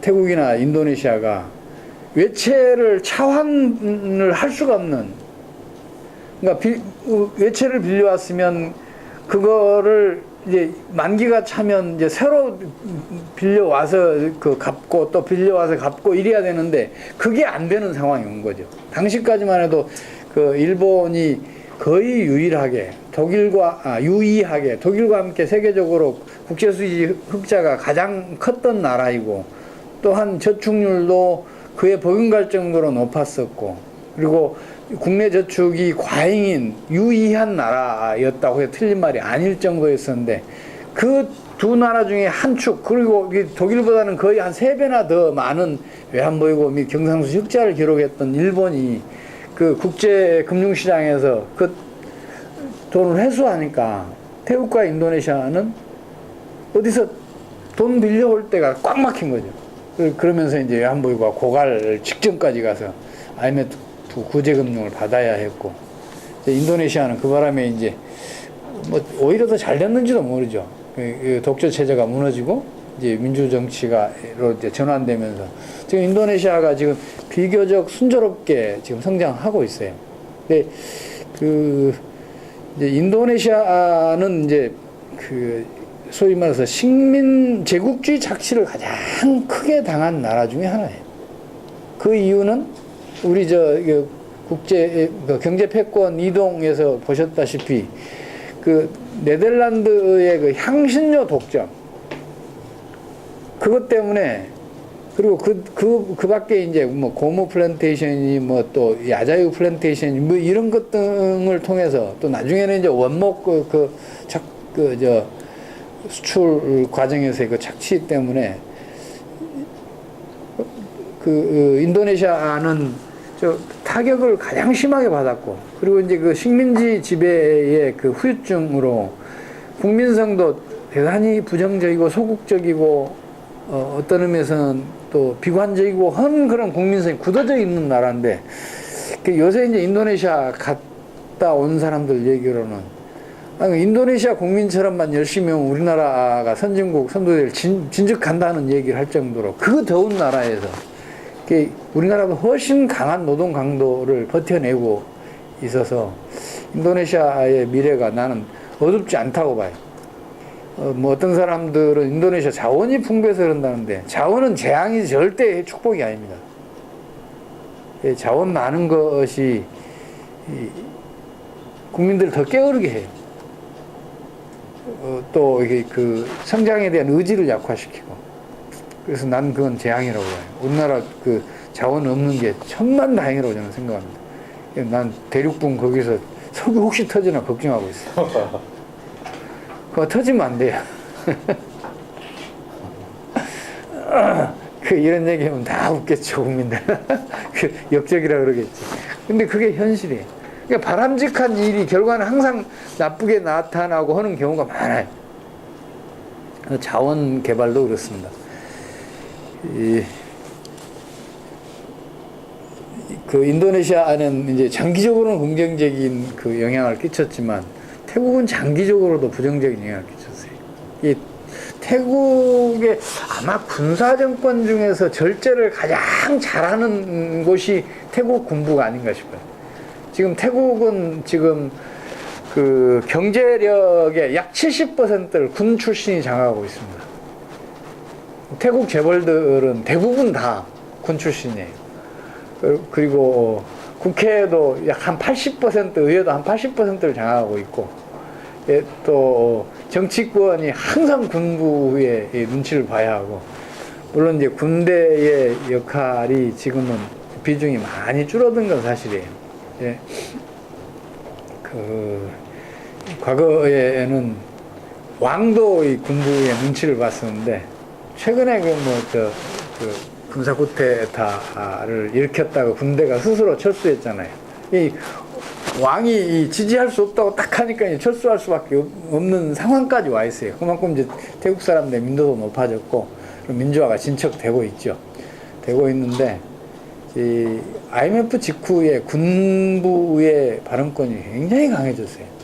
오히려 민주주의가 후퇴했다가 이제 경제가 좋아지면서 조금 군부 입김이 좀 점점 적어지는 상황인데, 그런 의미에서 태국은 이제 정치적으로도 부정적인 영향을 끼쳤고, 그리고 그 외환위기가 태국 경제에 긍정적인 영향을 끼친 게 거의 없어요. 이제 그런 면에서 그 일본의 이제 자금 회수가 그 태국에 가장 큰 타격을 줬지 않나 싶어요. 예. 이제 그런 정책들이 자꾸 90년대 초반부터서 뭐 2001년도, 2년도, 3년도를 빼놓고는 계속해서 실패할 정책들이 계속 펼쳐져요. 이제 그 역사는 제가 일일이 건명하지 않겠습니다. 지금 일본이 그 미국과의 성장률, 그 실업률 이 격차, 뭐 이런 것들을 통해서 쭉 일본이 얼마나 심각한 상황에 몰려 있는지 쭉 그 말씀을 책에 나와 있는데, 그건 참고하시기 바랍니다. 472쪽을 보면 일본의 이제 경기 부양 정책들이 무려 132조엔이 불과 한 8년 사이에 투입됐는데 92년, 93년도에만 이게 그 효과가 있었고, 그 뒤로는 효과를 거의 발휘하지 못해요. 그리고 98년도에는 그 사상 최대치로, 아니 다른 해에 서너 배 이상의 그 이제 경기 부양 정책이 펼쳐졌는데 40조가 넘죠. 40조가 넘는 그 부양 정책이 펼쳐졌는데 98년도 성장률은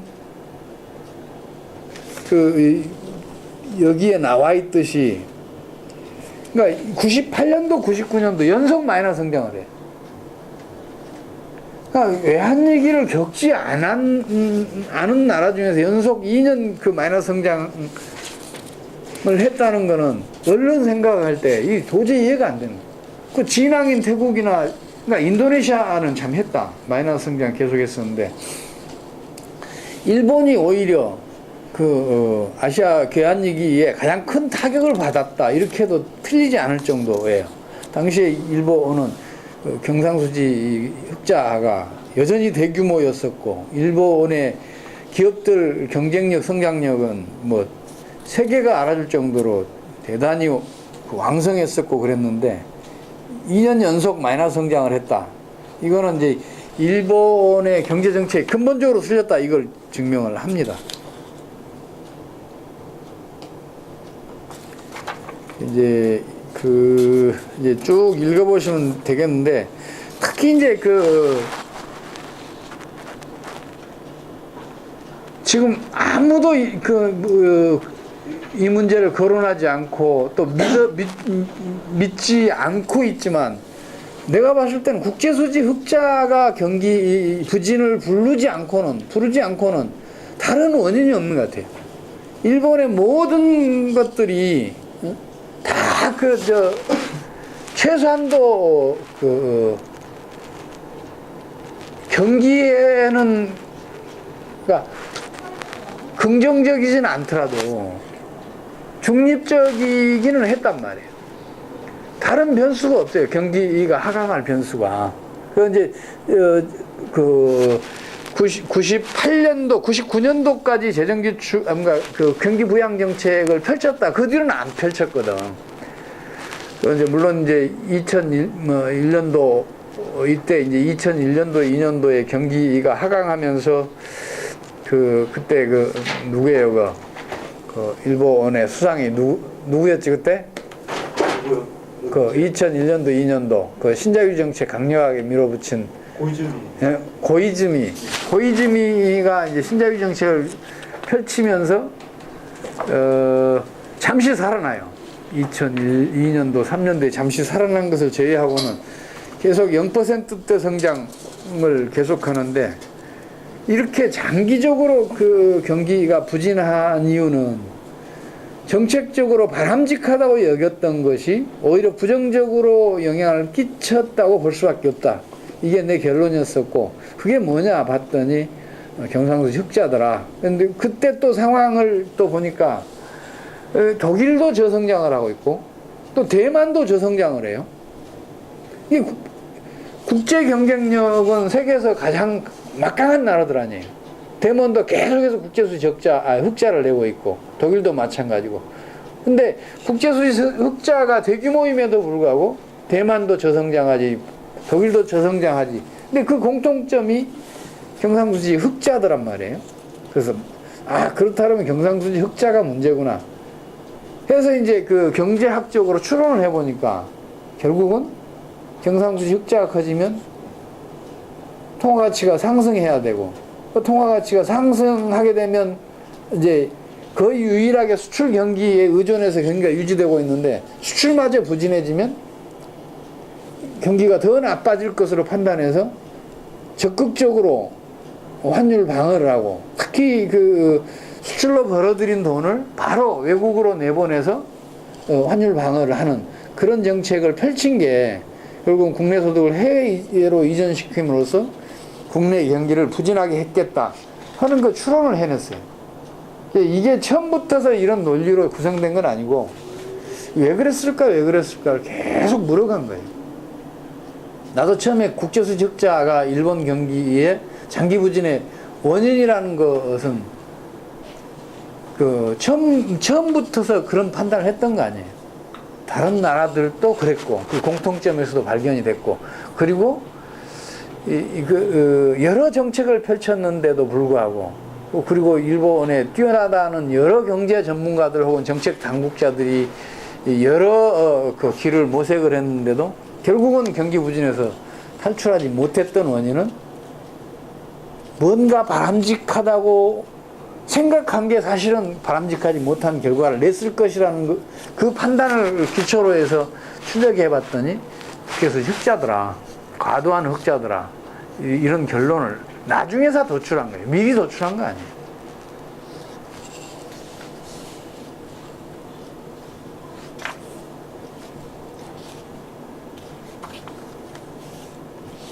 이제 그 484쪽을 보시면, 그러니까 경기가 살아난 다음에 그걸 확인한 다음에, 그러니까 경기가 이렇게 살아났으면 그 살아난 게 유지되는 걸 봐가면서 경제정책을 펼쳐야 하는데, 갑자기 그러니까 체력이 완전히 회복되지도 않았는데 거기에 이제 수술을 한 거죠.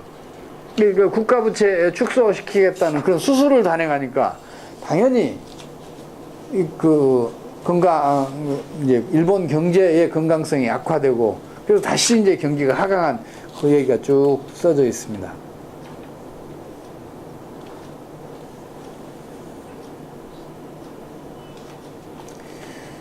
이 국가부채라는 거는 이게 통화 증발을 불러서 초인플레이션을 일으키지 않는다면 국가 부채가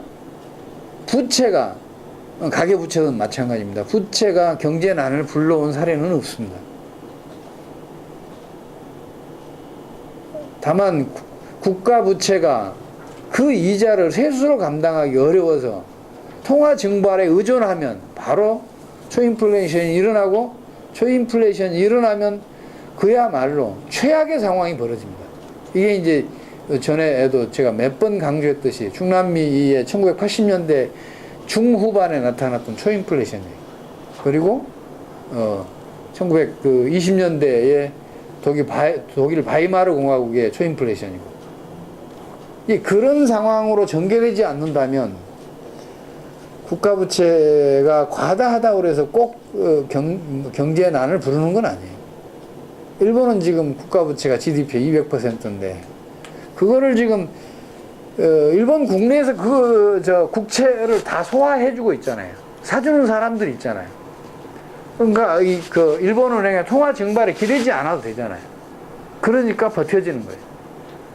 그러니까 이게 다른 나라에서 만약 이런 일이 벌어졌다 그러면 국가부채가 200%에 갔다, 예를 들어서 우리나라가 갔다 그러면 그 국가부채, 그러니까 국채를 그만큼 소화해줄 과연 민간 부분이 있냐, 뭐 투자기관이든지 아니면 은행이든지 혹은 국민이든지 있냐, 나는 거기에 대해서는 좀 의문이에요. 우리나라가 200% 가면 심각한 일이 벌어지는데 일본은 국내 금융회사들, 투자기관들, 그리고 일본 국민들이 그걸 다 사주니까, 물론 경기가 부진하니까 국채라도 사자, 그게 안정적이고 이자 조금이라도 나온다, 이제 그런 면도 있겠죠. 그러니까 일본도 만약에 주식시장이 본격화되면 국채 이자를 올리지 않으면 국채의 차환 발행이 어려워질 수도 있어요. 그런 면은 있겠지만, 이제 또 이 국채 이자를 올려가기 시작하면 이제 국가 부채가 또 그 부담이 가중되겠죠. 지금은 국가 부채 국채의 연 이자율이 1%가 안 돼요. 그러니까 200%를 가지고 있어도 뭐 큰 문제가 없단 말이에요. 그러나 주식시장이 살아나고 뭐 부동산 경기가 살아나면 국채에 잠겨져 있던 그 돈들이 국채를 팔아서, 그럼 국채 가격이 떨어진다는 이야기죠. 그럼 국채의 이자율이 올라간다는 이야기고, 그 돈들이 빠져나와서 부동산과 주식시장에 가게 되면 이제 그때는 좀 달리 생각을 해야겠죠. 이제 일본 정책 당국이 과연 거기까지 생각하고 있는지는 모르겠어요. 이 경제 정책이라는 건 그렇게 다각적으로 이렇게 검토를 해야 돼요. 나는 그린스펀 자서전하고 루빈 자서전을 몰라요. 한 10번은 읽었을 거예요. 그거 왜 읽었냐? 그 정책 협의 과정을 좀 보기 위해서.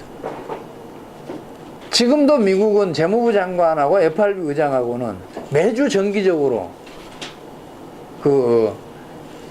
뭐 조찬이든 중식이든 만찬이든 꼭 갖고 업무 협의를 합니다. 그리고 어떤 중대한 일이 벌어질 때는 양쪽에 소위 말해서 정책에 영향을 끼칠 만한 사람들 한 10여 명이 합동으로 모여서 날을 새가면서까지 해요. 지금 일본이 지금 정책 방향은 잘 설정하고 가고 있어요. 가고 있는데 그 다음이 문제라는 이야기죠.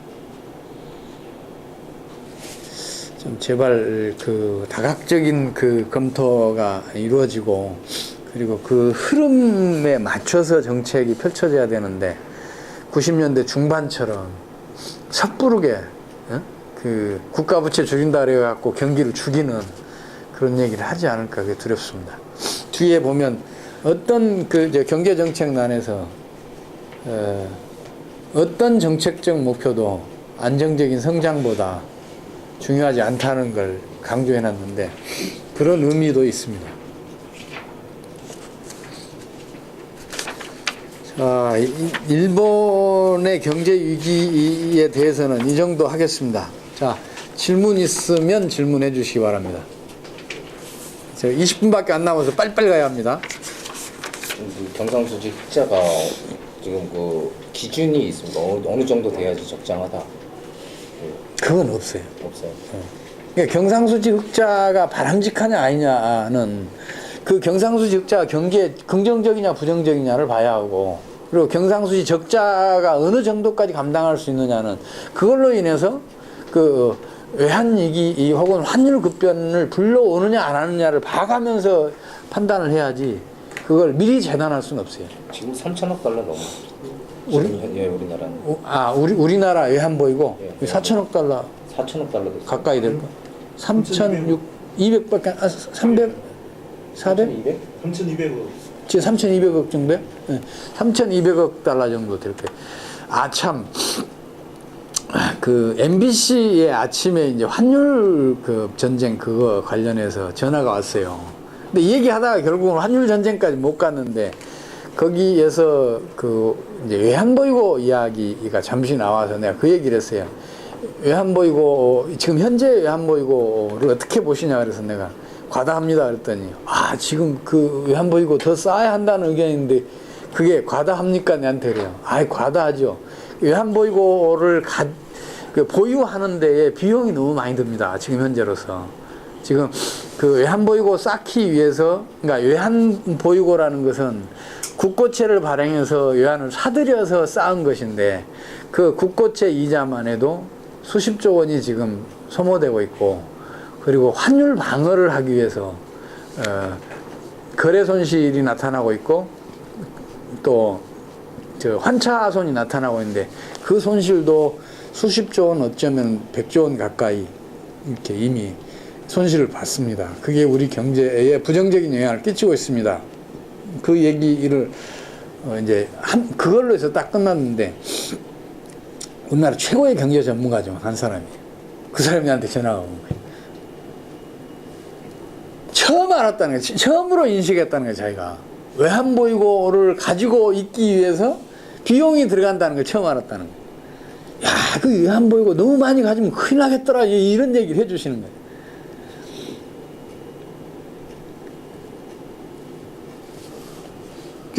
내가 존경했던 분인데 그 말씀을 하셔서 깜짝 놀라요. 사람마다 그렇게 놓치는 수가 있어요. 아무리 큰 대가라 하더라도, 큰 인물이더라도 놓치는 수가 있어요.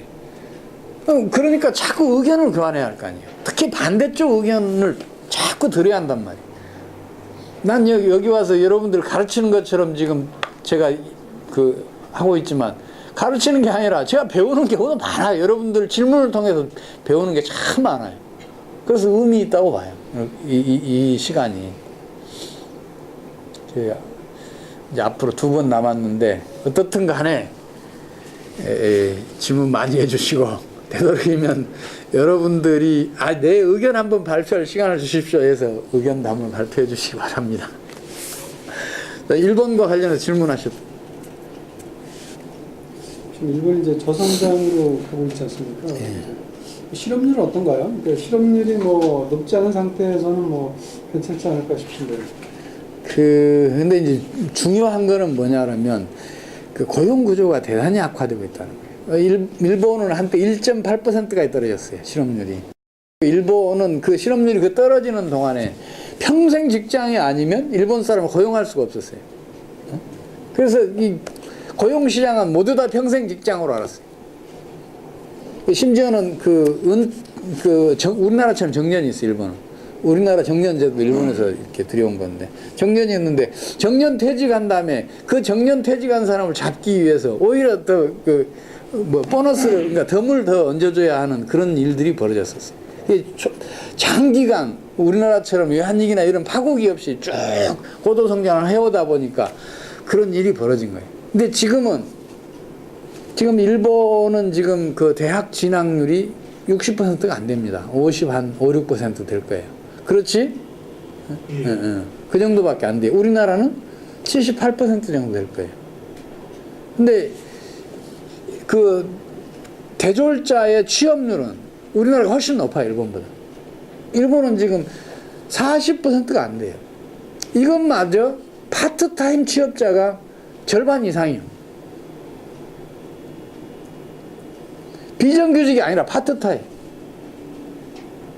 비정규직이더라도 비정규직은 그 풀타임이잖아요. 파트타임 기업자까지 포함해도 이게 지금 40% 넘을 똥말똥 하단 말이에요. 그 정도로 심각해요. 그래서 지금 일본이 지금 실업률이 약 한 4% 되나? 4% 조금 그 정도 되는데 고용 구조가 그렇게 악화하면은 어느 한순간에 실업률이 10% 20%로 쫙 튑니다. 과거에 그 1.8%까지 떨어졌던 실업률 때문에 지금 일본이 지금 그 정도 실업률을 유지하고 있는데, 진짜로 중요한 거는 한계치고, 그러니까 제1차 미분치고 제2차 미분치예요. 실업률이 오른 건 나쁜 거예요. 실업률이 오르는 속도가 더 높으면 더 나쁜 거예요. 이제 그런 일 때문에 일본이 지금 고통스러워하는 거예요. 일본은 그 친구들한테 술 한잔 사겠습니다. 이거 했다가는 그냥 1년 동안 고생해야 돼. 우리나라는 지금도 대졸 막 들어간 놈들이 친구들한테 내가 한턱 쏠게 하고 나 취직 기념일도 그거 해도 한 달 용돈 잘 절약하면 돼요. 우리나라 아직 괜찮은 거예요. 지금 세계적으로 지금 그 소위 말해서 관광객들 중에서 주머니 제일 큰 사람들, 돈 주머니 제일 큰 사람들 중국 사람들이에요. 그 중국의 국민소득이 높냐? 아니에요. 지금 중국의 국민소득이 1인당 국민소득이 얼마지? 지금 올해가 그 8,000달러 안 돼. 그 근처까지 지금 한 6,000달러 정도 될 텐데, 2012년도 6,000달러 정도 될 텐데, 지금 그 아주 그 부자 동네가, 그러니까 예를 들어 광동성이 지금 제일 부자일 거예요. 상해 특구 쪽하고 이제 그쪽이 이제 광저우하고 이 두 도시가 제일 높은데, 거기가 지금 14,000에서 한 6,000 정도 될 거예요. 근데 정확하게 발표는 안 했는데 추정치가 그래요. 어떤 신문은 2만 달러 넘었다고 뭐 하긴 하는데 그건 좀 과장인 것 같고. 그러니까 우리나라보다 더 소득 수준은 낮잖아요. 근데 씀씀이는 우리나라가 훨씬 커요. 관광객들 씀씀이도 일본은 짠돌이들이란 말이에요. 우리나라는 제법 커요. 세계 명품 시장이 중국하고 한국 때문에 유지가 된다 할 정도로 아직은 우리나라가 과거의 고도성장 덕에 지금 쓰고 있단 말이에요. 우리 소비자들이. 근데 해외에 나가면 완전히 달라져요. 우리나라는 짠돌이에 속해요. 중국하고 비교하면. 중국은 국민소득이 우리는 3분의 1밖에 안 되는데도 그렇단 말이에요. 이게 뭘 의미하냐 하면 성장 속도가 얼마나 빠르냐가 가장 중요하다. 성장 속도가 빠를수록 국민들의 경제 생활은 윤택해요. 이 아담 스미스가 얼마나 탁월한 사람인가를 거기서 알 수가 있어요. 국부론에 이미 그 내용이 들어있어요. 근데 나는 그걸 인용해서 논문 쓰는 사람 한 사람도 못 봤어요. 그 구절이 있다는 사실도 아는 사람이 없어요. 그러니까 미국 그 경제를 평가하는 부분일 거야. 그 국부론에 그 얘기가 나와요. 그 성숙한 나라보다 성장하는 나라의 국민들의 경제 생활이 훨씬 윤택하다는 그런 구절이 나와요. 그 얘기가 나오고 나서 거의 한 7, 80년 지난 다음에 한계 효용 개념이 나와요. 한계 효용이라는 1차 미분치예요. 아직은 2차 미분치까지 누구도 얘기하지 않아요. 다만 미국이 경기 판단 지표를, 주 지표를 전기비 성장률로 전환했다는 것이 제2차 미분치의 중요성을 그러니까 학문적으로가 아니라 감각적으로 받아들이고 있다는 걸 뜻해요. 전년 동기비 성장률 1차 미분치라면 전기비 성장률 2차 미분치에 가까운 의미를 가지고 있어요. 성장률이라는 게 1차 미분치잖아요. 총량에 비해서. 근데 그 성장률이라는 게 그 성장 속도가 빨라지느냐 늦어지느냐 여기까지는 못 갔으나 그 경기가 상승하냐 하강하냐 이게 경기가 호조냐 부진냐보다 훨씬 더 중요하다는 의미에서 이건 2차 미분치에 가까운 개념이에요.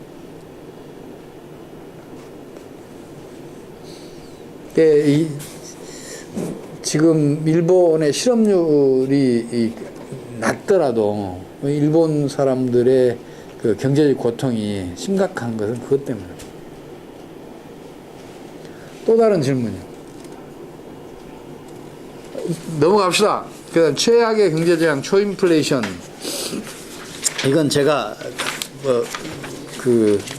강조해서 말씀드리지 않겠습니다. 자관 초인플레이션은 어떤 경우에도 막아야 합니다. 초인플레이션이 터지면 반드시 정변이 일어나고 나라가 망하거나 아니면 정권이 바뀌거나 정치 체제가 바뀝니다. 히틀러의 나치 정권도 그래서 들어섰고 러시아 혁명도 그렇게 해서 나타났고 중국의 혁명도 그렇게 해서 발발을 했고 자관 혁명적인 상황은 초인플레이션에 의해서 벌어진다 이렇게 보시면 틀리지 않습니다. 중남미가 전반적으로 군사 정권이 거의 모든 나라를 지배했었는데 이 초인플레이션이 결국은 군사 정권을 퇴치했다고 보시면 돼요. 지금 중남미에서 군사 정권과 같은 그러니까 군사 정권은 다 물러났습니다.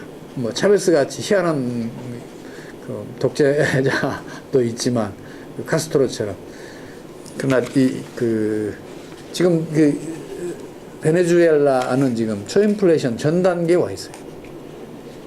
심각해질 가능성이 높습니다. 자, 우리나라의 한얘기로 넘어가겠습니다. 참, 이거 몇 번 말씀드린 건데, 우리나라 외환위기에 대해서 이 정체조차 아직 제대로 정립이 안 돼 있어요. 아예 외환위기라는 게 외환보이고 고갈사태잖아요. 근데 지금도 경제정책 당국자들은 일시적인 유동성이라 그래요. 그런 게 어디가 있어요. 외환위기 직전 4년 동안의 그 경상수지 적자가 우리 외환보유고의 2배인데 그 어떻게 외환보유고 고갈 안 돼요. 어디에서 어떤 사건이 터지면 우리나라 외환보유고는 무조건 고갈되게 돼 있었어요. 그게 바로 태국의 외환위기였단 말이에요. 설령 태국 사태가 벌어지지 않았더라도 1년 내지 2년만 더 가서 우리나라에서 먼저 터졌어요. 외환보유고 고갈 사태라는 거. 외환위기는 우리나라에서 먼저 터졌다고. 그리고 또 그 소위 말해서 우리나라 진보 쪽에서는 압축 성장의 폐해가 한꺼번에 터졌다 있다고 소리하고 있어요. 세상에. 너는 태어났기 때문에 죽을 병에 걸린 거야. 이런 얘기하는 거하고 뭐가 달라요. 직접적인 원인이 있는데 뭔 원인 가져와서 무슨 그런 말도 안 되는 그 얘기를 하는지 몰라요. 이게 외환위기라는 극심한 소위 말 당군율의 최대 난리라는 그런 환란이 터졌다면 다시는 일어나지 말아야 하잖아요. 그럼 원인 규명을 철저하게 해놔야지. 그래야 다시는 그런 파국을 안 맞잖아요. 우리 62년, 82년도에는 이 98년도에 우리 외환위기보다 훨씬 심각했단 말이에요. 그러니까 물론 82년도에는 이 국민들이 몰랐기 때문에 그냥 멋모르고 그냥 넘어갔어요. 경제적 타격도 그렇게 크지를 않았어요. 또 희한하게도. 근데 만약에 우리가 외환위기만 겪지 않았더라면, 무려 8차례나 겪지 않았더라면 우리 국민수도 8만 달러 갔을지도 몰라요. 우리 국민이라면 그런 저력이 충분히 있다고 봐요. 그러면 외환보유고 고갈시킨 원인이 뭔가? 이건 간단하잖아요. 우리가 생산할 것보다 너무 많이 소비했어. 그러니까 경상수지 적자가 났어. 그러면 그 경기 과열은 왜 일어났는가? 경제 지표만 보면 금방 알 수 있단 말이에요. 외환위기가 터졌으면 뭔가 중대한 어떤 변화가 있을 거 아니에요. 경제 지표 보면 금방 드러난단 말이에요. 1993년도 우리 화폐 발행액이 평상시보다 4배 가까이 증가를 했잖아요. 이것도 한 원인이겠다. 그리고 1995년도 우리 재정지출 증가율이 43% 아니에요. 예년에 거의 3배잖아요. 이것도 중대한 어떤 사태를 일으켰을 거야. 그러면 이 두 개가 경기 과열을 일으켰고, 그래서 우리나라가 경상수지 적자가 그렇게 커졌고 외환보유가 고갈됐어. 너무 쉬운 이야기인데 아직까지도 이것조차도 지금 받아들여지지 않고 있어요. 내가 알기로는 이게 내가 국회의 그 정책 보고서로 올라가 있어서 그거 열람한 사람이 굉장히 많대요. 그러면 그 사람들이라도 좀 어디 가서라도 한마디 해야 되는데 그 논문을 인용한 걸 내가 보지를 못했어요. 그 국내 논문 중에는. 그래서 우리나라 외환위기 원인은 아직까지도 묻혀 있습니다. 또 외환위기 벌어질 수밖에 없는 상황이에요.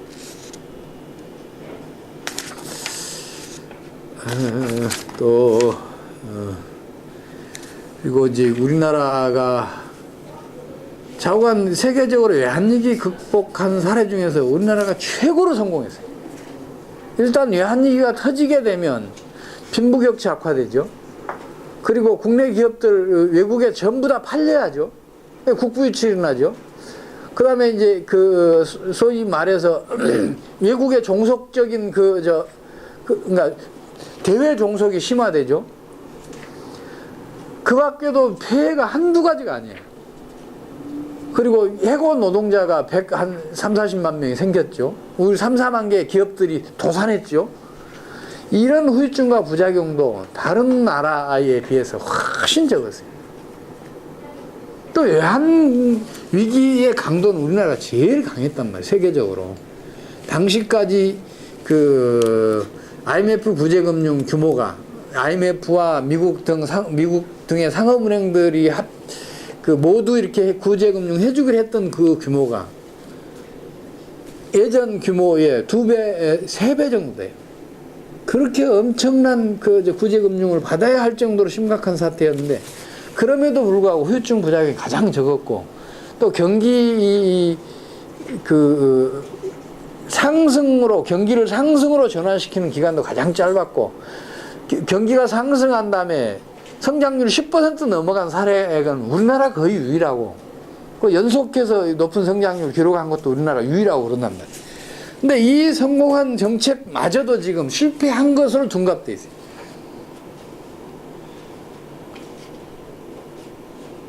오히려 DJ 정권에서 실패했던 것도 성공한 것으로 또 엉뚱하게 또 치장돼 있고, 재정 지출 확대한 거, 또 금리 경기가 과속 보이고 있는데 금리 또 내린 거 등등 실패한 정책이 한두 가지가 아니에요. 2000년도 후반기부터 환율 상승시킨 거, 이런 것들이 전부 성공한 걸로 되어 있는 거예요. 실패한 것은 성공으로 치장돼 있고, 성공한 건 다 실패한 걸로 치장돼 있고. 그러면 이 다음에 우리가 만약에 그런 파국을 맞으면 결국 어떻게 되겠냐고. 이게 보통 심각한 게 아닙니다. 지금.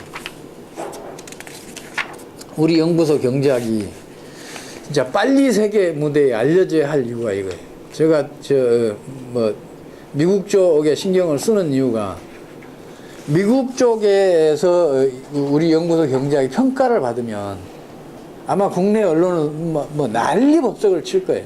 그럼 내 스피커가 커질 거예요. 내 스피커가 커지면 이런 얘기를 좀 하고 싶은 거예요. 그렇게 해서 성공한 정책적으로 이렇게 유도가 되길 바라고, 그리고 내가 이 세상에서 제일 잘난 거 아니잖아요. 나보다 뛰어난 사람들 많잖아요. 그리고 내가 세상 모든 면을 다 보는 거 아니잖아요. 그러면 이제 그런 사람들과 좀 더 많은 소통을 통해서 내가 보지 못했던 것도 좀 보고 싶고 이러고 싶은 거예요. 자, 경제학계의 출범을 위하여, 이거는 그냥 읽어보시면 되는 내용입니다.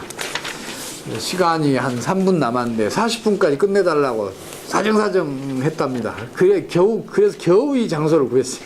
다른 장소는 못 구하고. 그러니까 질문하실 분 3분밖에 없습니다. 선착순입니다. 지금 경제 질병 파악할 때 통화의 대표적인 두 가지가 환율하고 그 물가 지표를 중심으로 봐야 된다고 말씀하셨는데 지금 그 환율하고 물가 중에 둘 중에 어느 변수가 더 중요하다고 지금 보십니까? 상황에 따라서 달라요. 그러니까 물가 상승률이 이 성장률보다 높아지는 경우는 이거는 이제 그 내수 시장에서 문제를 일으켜요. 그리고 환율이 이 빠르게 상승할 때 이거는 이제 소위 말해서 외환 시장에서 문제가 일어나는데 주로 자본 수지 등등의 관계에서 외국 쪽에서 그러니까 우리 해외 시장 쪽 혹은 국제 금융 시장에서의 압력이 커져요. 그래서 그게 어느 것이 먼저 일어나는지 혹은 어느 것이 더 타격이 심한지는 몰라요.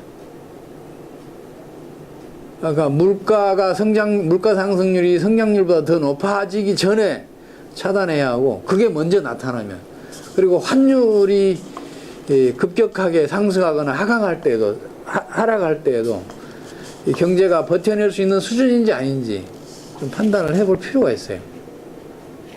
지금 환율 상승 하강률이 이게 10%를 넘어가면 굉장히 위험합니다. 상승해도 위험하고 하강해도 위험하고 그 기준을 그러니까 그 10%를 어떻게 그 판단하냐 이거는 저한테 물으시면 제가 할 말 없어요. 세계적으로 봤더니 그렇더라. 그리고 그 물가 상승률이 성장률보다 높았을 때 경각심을 가져야 한다는 판단은 어떻게 했냐 그러면 저 할 말이 없어요. 세계적인 사례를 봤더니 그렇더라 이 말씀밖에 못해요. 어떤 나라들이 그러더냐 그러면 다 잊어먹었어요. 한번 여러분들이 찾아보십시오. 이 얘기밖에 못해요.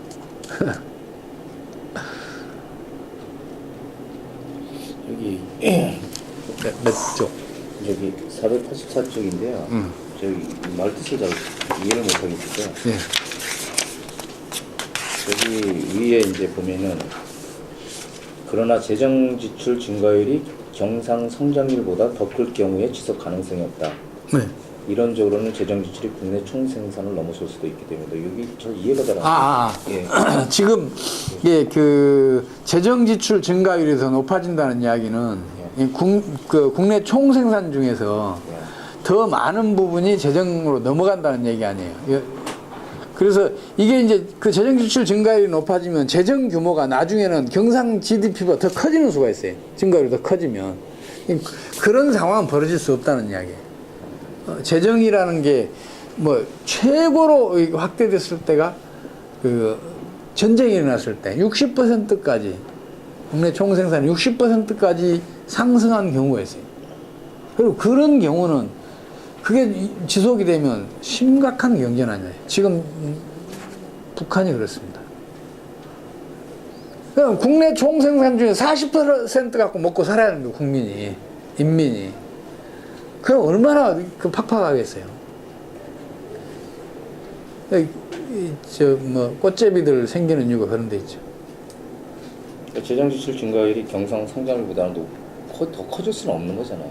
현실적으로. 이제 재정 지출, 그러니까 재정 지출 비중이 그러니까 국내 총 생산보다는 이게 우리나라 같은 경우는 30%가 잘 안 되거든요. 그러니까 이 30%가 40%까지 갈 때까지는 이 재정 지출 증가율이 더 커질 수가 있죠. 근데 그렇게 갈수록 성장률은 떨어지게 돼 있으니까 가면 안 되는 거죠.